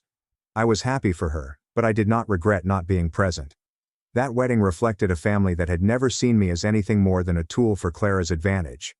Ethan and I are getting engaged next month. We're arranging a little ceremony for a few close pals. My father will be invited, but Margaret and Clara will not. I've learned that you get to select who observes the most significant moments in your life, and I choose to surround myself with individuals who have earned the right to be present. Some may believe I'm being overly harsh, or that I should have tried more to make things work with my family. But I knew that pushing harder would have only resulted in more manipulation and abuse. Margaret would never have ceased attempting to control my life for Clara's sake. Clara would never have stopped considering me as a barrier to her happiness. The truth is that Margaret and Clara did not love me. They appreciated what I could do for them and made their lives easier. When I ceased being useful in that way, they were willing to spread lies about me, undermine my relationship, and isolate me from anyone who supported me. My father adored me, but he cherished his tranquil household more. He was willing to risk my safety to avoid disagreement with Margaret. That is not the love I deserved. And it is not the love I am ready to accept any longer. I don't wake up every morning wondering what manipulation Margaret will try next, or what emotional crisis Clara will have if she doesn't get her way. I don't have to walk on eggshells or give up my own needs to keep the peace. I don't have to pretend that lies, misunderstandings, or abuse constitute love. Instead, I wake up next to someone who has never asked me to be less than myself for his benefit. I work in an environment where my efforts are valued. My friends respect and support my boundaries and decisions. I have an honest relationship with my father, even if we are not as close as we once were. This is what happens when you refuse to accept hurtful treatment from those who pretend to love you. This is what it looks like when you prioritize your personal well-being over others' comfort. I'm not telling my story to gain sympathy or to persuade anyone that I made the correct decision. I'm publishing it because I wish someone had told me years ago that family members that control and lie to you aren't behaving out of love, regardless of what they claim. I wish someone had warned me that leaving toxic people does not mean giving up on family. It's about protecting yourself so you may have healthy relationships. If family members are asking you to sacrifice your happiness for someone else's benefit, or if individuals are lying about you to get what they want, you do not have to stay and accept it. You do not owe somebody your peace of mind or well-being simply because you share DNA or were raised by them. Margaret cared for me for many years, and I'm grateful. But appreciation does not imply that I had to let her dictate my adult life or ruin my relationship. Clara is disabled and experiences obstacles that I do not have to cope with, and I feel compassion for her. However, her challenges did not grant her the right to my lover or to join in attempts to manipulate me. My father worked hard to provide for our family when my biological mother departed, and I am grateful for everything he did. But his sacrifices did not imply that I had to sacrifice myself to keep his second wife happy. Sometimes the people who claim to love you the most will harm you the most because they believe their love gives them the power to control you. Sometimes walking away is the only way to preserve yourself. I don't think Margaret, Clara, or my father will ever realize what they did wrong. I'm not sure whether they will ever recognize that their treatment of me was wrong and detrimental, but I don't need their understanding or apologies to move on with my life. I have Ethan, who treats me like a partner rather than a possession. My buddies respect my boundaries. My skills are valued at my current employment. I have a future that belongs to me, not to others who believe they know what is best for me. That is enough. That is more than enough.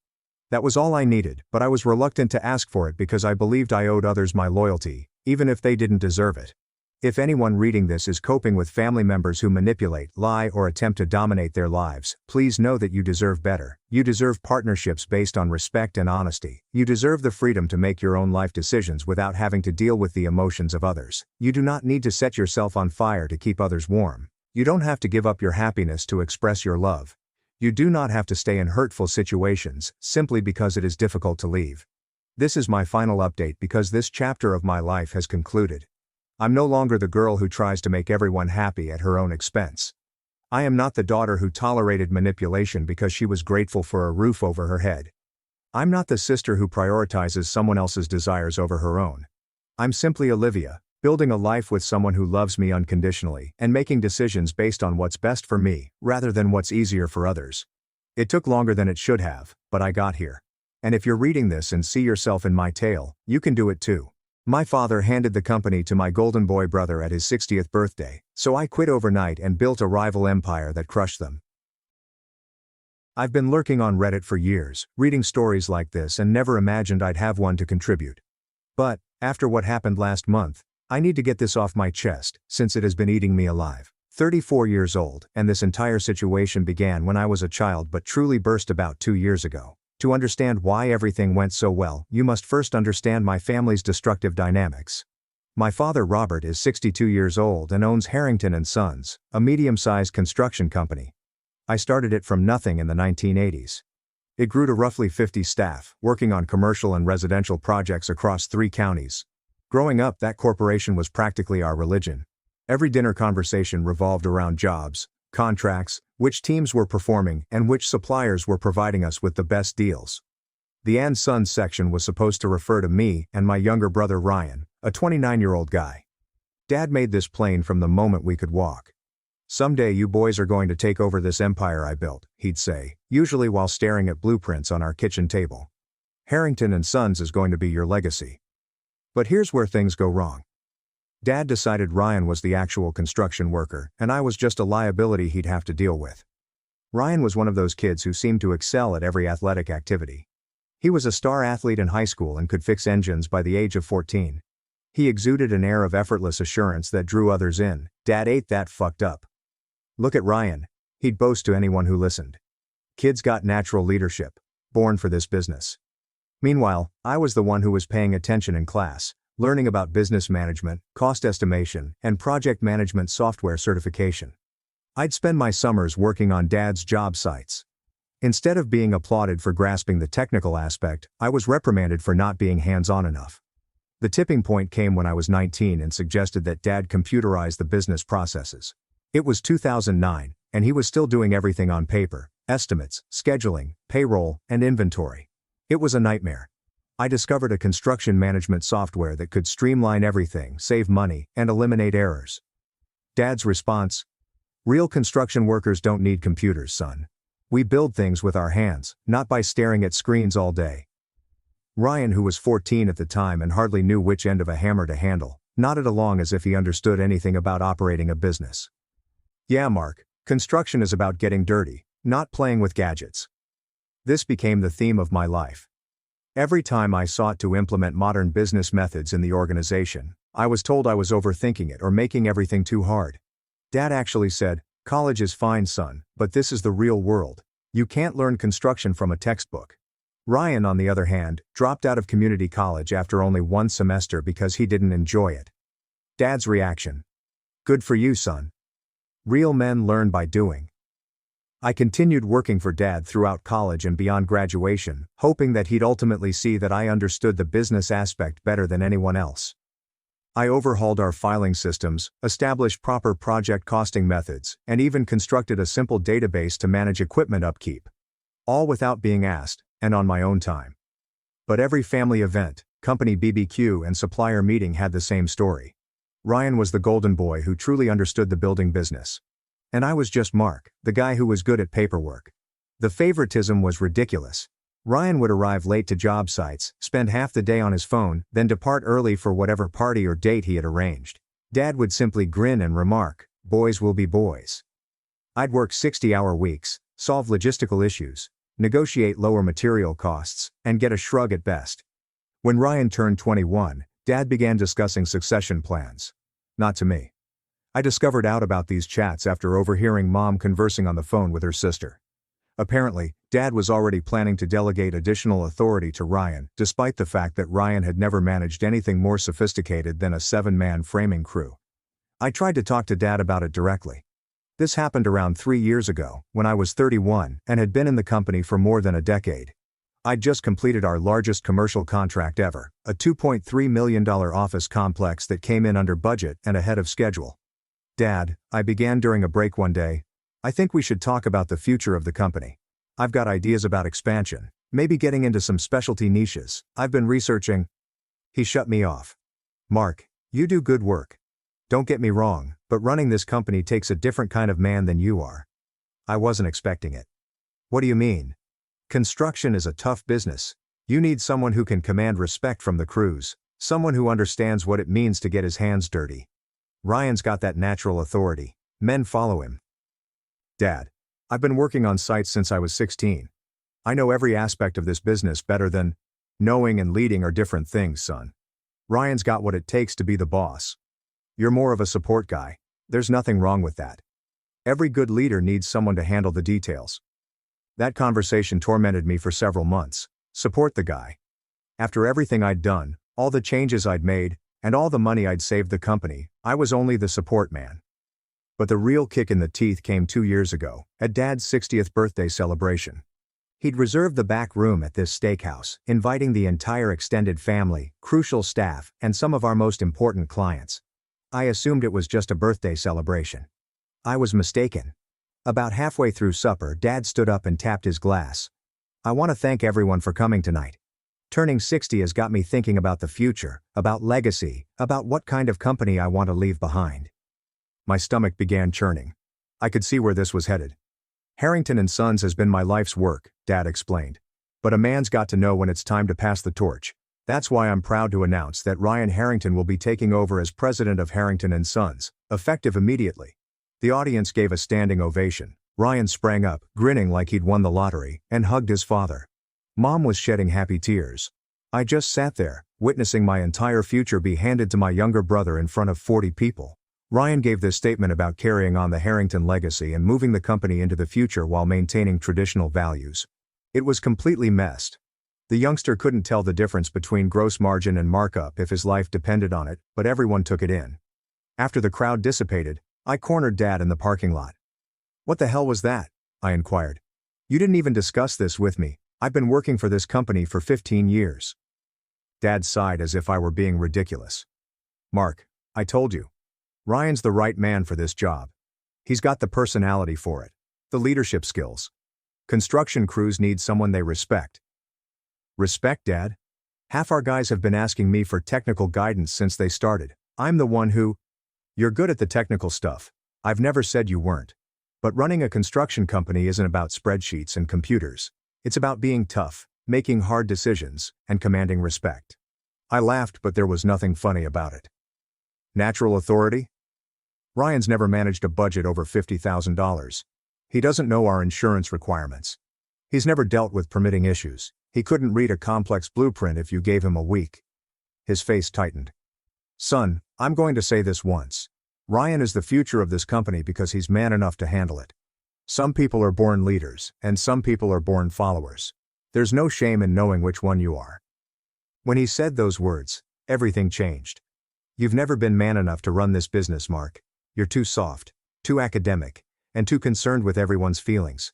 Ryan's got the balls to make the tough calls. That's what it takes." I stood there in that parking lot, watching my father walk away from me as if I were just another disappointed employee rather than his son. That night I took a life-changing decision. If I wasn't man enough to lead Harrington & Sons, I'd demonstrate my true masculinity by creating something greater. The following morning, I strolled into Dad's office and resigned. "You're making a mistake, son," he stated without looking up from his paperwork. "Where are you going to go? You've never worked anywhere else." I didn't reply. "Don't worry about me, Dad. I'll figure it out."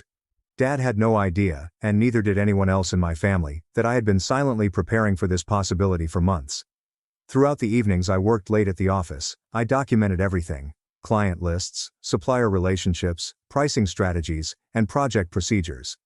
I'd been putting together a comprehensive picture of how Harrington & Sons operated, what our competitive advantages were, and more crucially, where our shortcomings were. I had also been networking.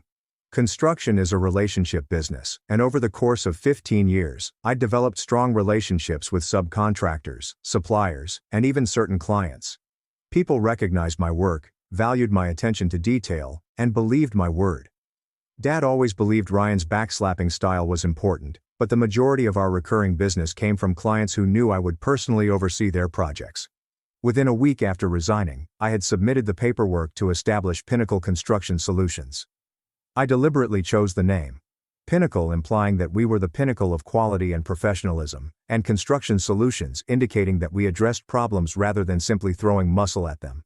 I started small, using my savings to rent a small office space in a nearby business park, purchasing some basic equipment, and hiring 2 people I'd worked with at Harrington & Sons who were fed up with Ryan's nasty management style. My first contract was for a small house remodeling around $15,000, which I could complete mostly by myself. But I had larger plans. One of Harrington & Sons' most serious flaws was a lack of technological proficiency. Dad's insistence on doing things the old way made them extremely inefficient in comparison to what was achievable. I'd spent years watching us lose money on projects due to bad scheduling, insufficient cost tracking, and communication breakdowns between the office and field team. I made significant investments in construction management software, project tracking systems, and mobile technologies for field teams. While Harrington & Sons still used paper timesheets and handwritten change orders, my team had tablets that allowed them to examine blueprints, submit daily reports, manage material usage, and interact instantaneously with the office. The efficiency gains were amazing. I could quote tasks more correctly because I had real-time cost information. Better communication mechanisms enabled me to detect problems before they became costly disasters. I could schedule more efficiently since I knew exactly where my staff were and what they were working on. More crucially, I could demonstrate to clients just what they were paying for. While Harrington & Sons continued to make broad estimations based on their experience, I was able to provide specific breakdowns of how their money would be spent. My second contract involved a $40,000 kitchen remodeling, followed by a $75,000 bathroom upgrade. Word spread about a new construction company that completed projects on schedule and within budget. I also focused on the commercial market, which Dad had always struggled with. He excelled at domestic and small commercial works, but anything demanding intricate coordination or rigorous adherence to laws made him anxious. I positioned Pinnacle as the organization capable of handling intricate projects such as medical facilities, educational buildings, and anything else that required specialist understanding. 6 months after launching Pinnacle, I secured my first major commercial contract, a $400,000 refurbishment of a medical office building. It was the type of job that Harrington & Sons would struggle with. There are numerous regulatory standards, strict deadlines, and no tolerance for errors. I crushed it. I finished 2 weeks early, 8% under budget, and the customer was so pleased that they quickly hired me for their next location. During this time, I seldom spoke with my family. Dad would occasionally call to see when I'd come to my senses and return to the family business. Ryan never called. He was probably too busy playing CEO. Mom would try to guilt me into attending family gatherings. "Your father misses you," she would remark. "This whole thing is just pride. You boys should work together." But I was no longer interested in working together. I wanted to prove a point. The breakthrough happened roughly 18 months after I started Pinnacle. I'd been developing relationships with general contractors who handled large commercial projects, portraying myself as a dependable subcontractor for specialized work. One of them approached me with a large project, a $2.8 million restoration of a business headquarters downtown.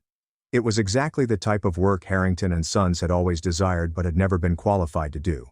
Complex mechanical systems, high-end finishes, unrealistic deadlines, and a perfectionist client. I spent 3 weeks putting together my bid, which included cost estimates down to the cent, a full project timeline, comprehensive quality control systems, and references from every big task I had performed. When I submitted it, I knew it was flawless. I landed the job. More crucially, I outbid Harrington & Sons by $200,000, offering a faster completion time.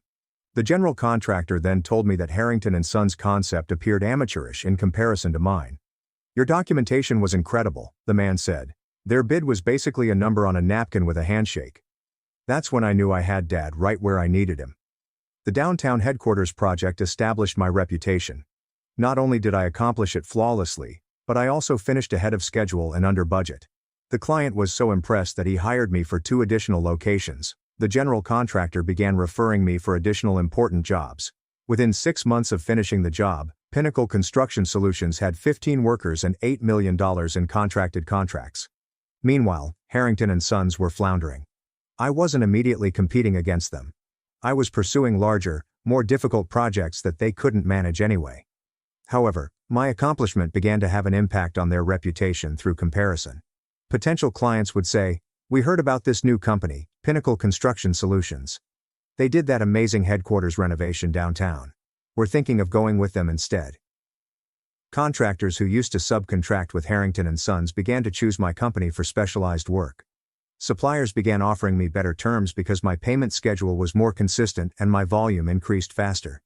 The major blow came when I began targeting Harrington & Sons' core clientele directly.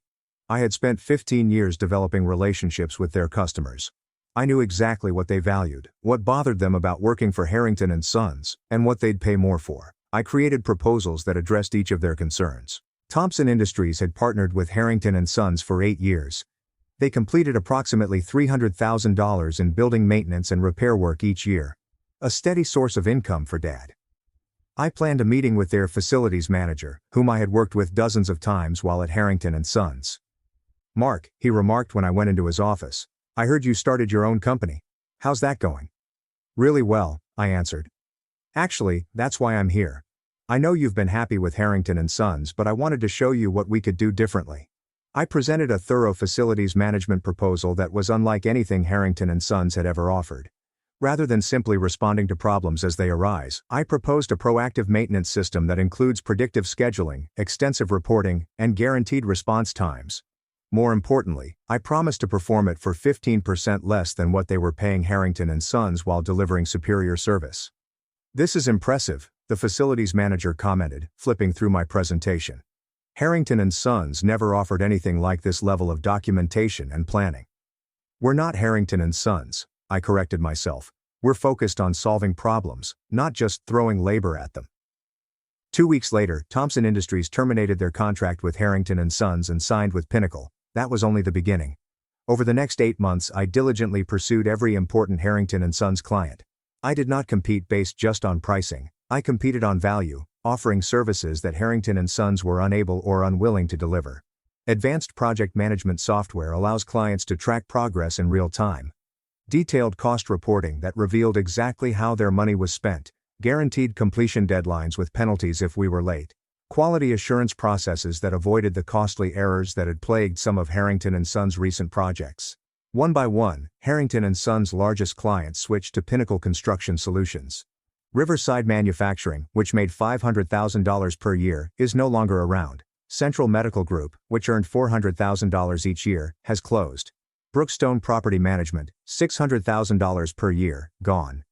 Each time a client transferred, I made sure to send Dad a courteous thank you note, assuring him that I would take excellent care of our mutual associates. The calls from Mom became more frequent. "Your father is worried about the business," she'd tell you. "Some of his oldest clients have left, and he believes there is someone spreading rumors about the company." I never informed him it was me. I assumed he would figure it out eventually. He did. The confrontation took place on a Tuesday afternoon in March. I was in my workplace, a proper office now, 3,000 square feet with a conference room and capacity for 20 staff. When my receptionist called, "Mark, there's a Robert Harrington here to see you. He says he's your father." I grinned. "Send him back." Dad stepped into my office, appearing as if he'd aged 5 years in the 2 years since I left Harrington & Sons. His face was flushed, his hands shook slightly, and he had that expression he used to have when a task went horribly wrong. "You son of a bitch," he yelled before he even got through the door. "Nice to see you too, Dad, please take a seat." He did not sit down. Instead, he stood in front of my desk, staring around my office as if he couldn't believe what he saw. "Thompson Industries, Riverside Manufacturing, Central Medical. You've been stealing my clients." "I haven't stolen anyone," I replied without arguing. "I've been offering better service at competitive prices. Last I checked, that's called business." "Business? This is sabotage. You're trying to destroy everything I built." I took a seat and studied him. "I'm not trying to destroy anything, Dad. I'm just showing the market what real construction management looks like." His expression changed.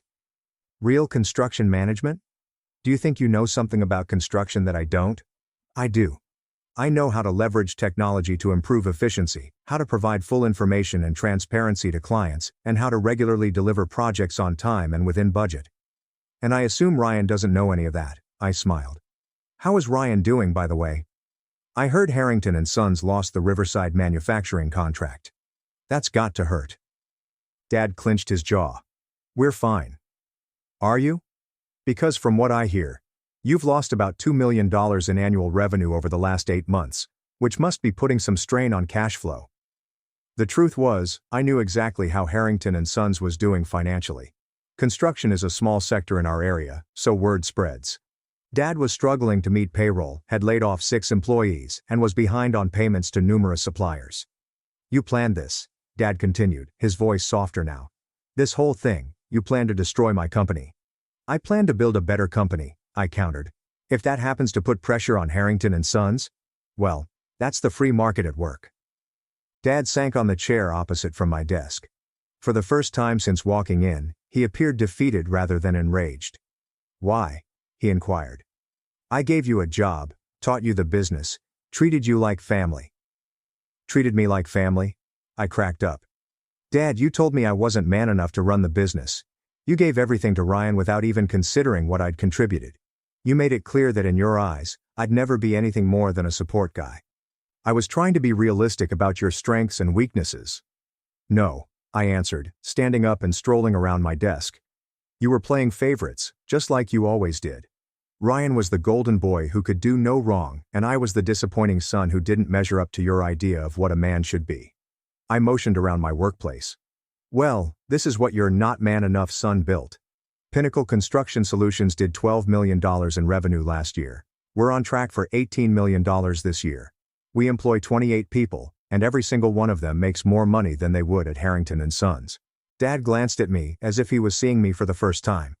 How? He inquired. By doing everything you said couldn't be done. By using technology instead of fighting it. By providing clients with transparency instead of asking them to trust us blindly. By treating our employees like professionals instead of treating them like laborers who should be grateful for whatever we give them. I reclined my chair. You know what the funny thing is, Dad? I learned all of this working for you. Every mistake Harrington and Sons made, every inefficiency, every client complaint. I was paying attention. I was learning what not to do. Dad was silent for a while, then he asked, What do you want? I want you to admit you were wrong. I want you to acknowledge that I was man enough to run the family business, and that your precious golden boy Ryan isn't. Mark, how is Ryan doing as president, by the way? Is he commanding all that respect you were so worried about? Dad's lack of response told me everything I needed to know. Let me guess, I added. Half the crew thinks he's an idiot. The other half doesn't respect him because they know he only got the job because he's your son. Suppliers don't trust him to make decisions because he doesn't understand the numbers. Clients are frustrated because he overpromises and underdelivers. It's been an adjustment period, Dad remarked softly. An adjustment period, Dad? It's been 2 years. If Ryan was going to figure it out, he would have by now. I opened my laptop and turned it toward him. Want to see something interesting? This is a financial analysis I had my accountant run, comparing Harrington and Sons' performance over the past 2 years versus the 2 years before that. The spreadsheet displayed everything. Revenue fell 35%. Profit margins dropped from 12% to 3%. Client retention rate decreased from 85% to 60%. The average project completion time increased by 20%. These aren't just bad numbers, Dad, they're catastrophic. Ryan isn't just failing to grow the business. He's actively destroying it. Dad gazed at the screen, as if it were displaying his death certificate. Meanwhile, I said, opening a different spreadsheet, Pinnacle's numbers look like this. Revenue growth of 400% year over year. Profit margins of 18%. Client retention rate of 95%. Average project completion time 15% faster than industry standard. I'm not just man enough to run a construction business, Dad, I'm better at it than you ever were. That broke him. Dad buried his head in his hands and began crying. I had never seen him cry before, even when his own father died. I'm sorry, he muttered. I was wrong about you. I was wrong about everything. I felt a mixture of joy and sadness as I watched him break down. This was what I was looking for. Acknowledgement, vindication, and proof that I had been correct all along. But watching my father cry in my workplace didn't feel as fantastic as I expected. It's too late for apologies, Dad. The damage has been done. He glanced up at me, tears still in his eyes. What can I do? How can I fix this? You can't. Harrington and Sons is finished. Even if you fired Ryan tomorrow and begged your old clients to come back, they're not going to trust you again. You had your chance to do things right, and you chose favoritism over competence. Father wiped his eyes with the back of his hand. What's going to happen to the company? To Ryan? I honestly don't care what happens to Ryan. He made his bed when he went along with your plan to push me out. As for the company, I imagine you'll have to sell whatever assets you can and pay off your debts. If you're lucky, you might avoid personal bankruptcy. And then what? I'm 62 years old, Mark. And this is all I know. I briefly contemplated hiring him. Despite being a lousy businessman, he was nevertheless a decent construction supervisor. But then I remembered all the years I'd been told I wasn't man enough.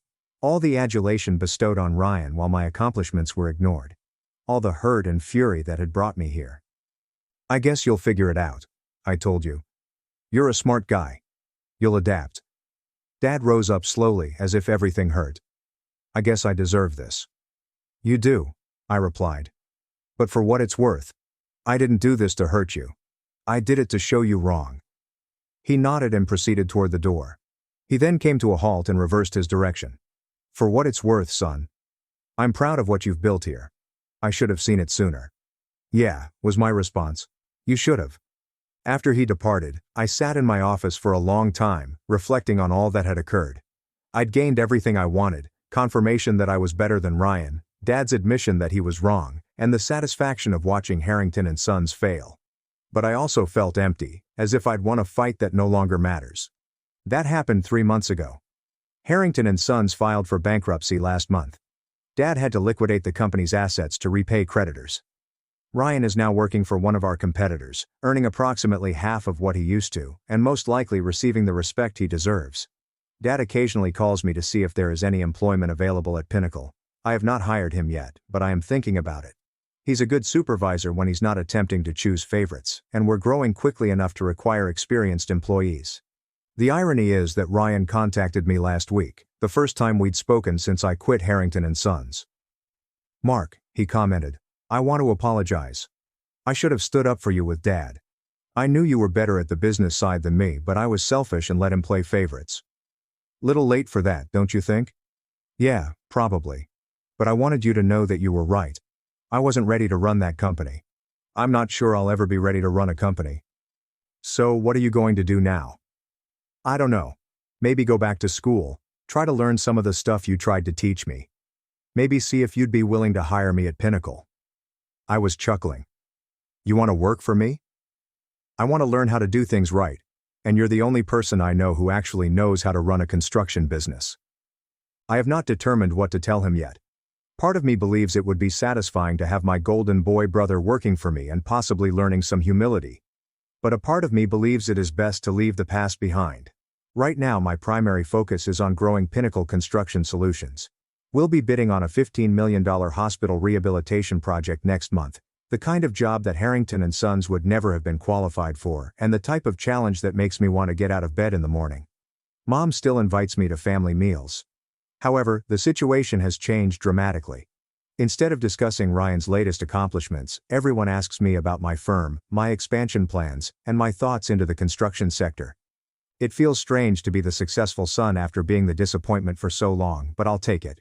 The funniest aspect is that Dad's colleagues and business acquaintances suddenly refer to me as the one who truly understands construction, as if they had always known I was the smart one rather than the guy who was not masculine enough to operate a construction company. I suppose the moral of the story is that sometimes you have to burn everything down to prove that you were correct all along. It isn't the most mature approach, but it certainly is pleasant. Update. Dad began working for me as a project supervisor 3 weeks ago. He called me aside on the first day of work and said, I want you to know that you're the boss here, no special treatment because I'm your father. If I screw up, fire me. So far he's been fantastic. When he's not attempting to pick favorites with his boys, he's actually a good manager. Who knew? Ryan is still considering if he wants to work with Pinnacle. I advised him that if he was serious, he should start at the bottom, general laborer. Perhaps he can work his way up to crew chief if he proves himself. No shortcuts this time. We'll see if he has the courage to swallow his pride and do the work.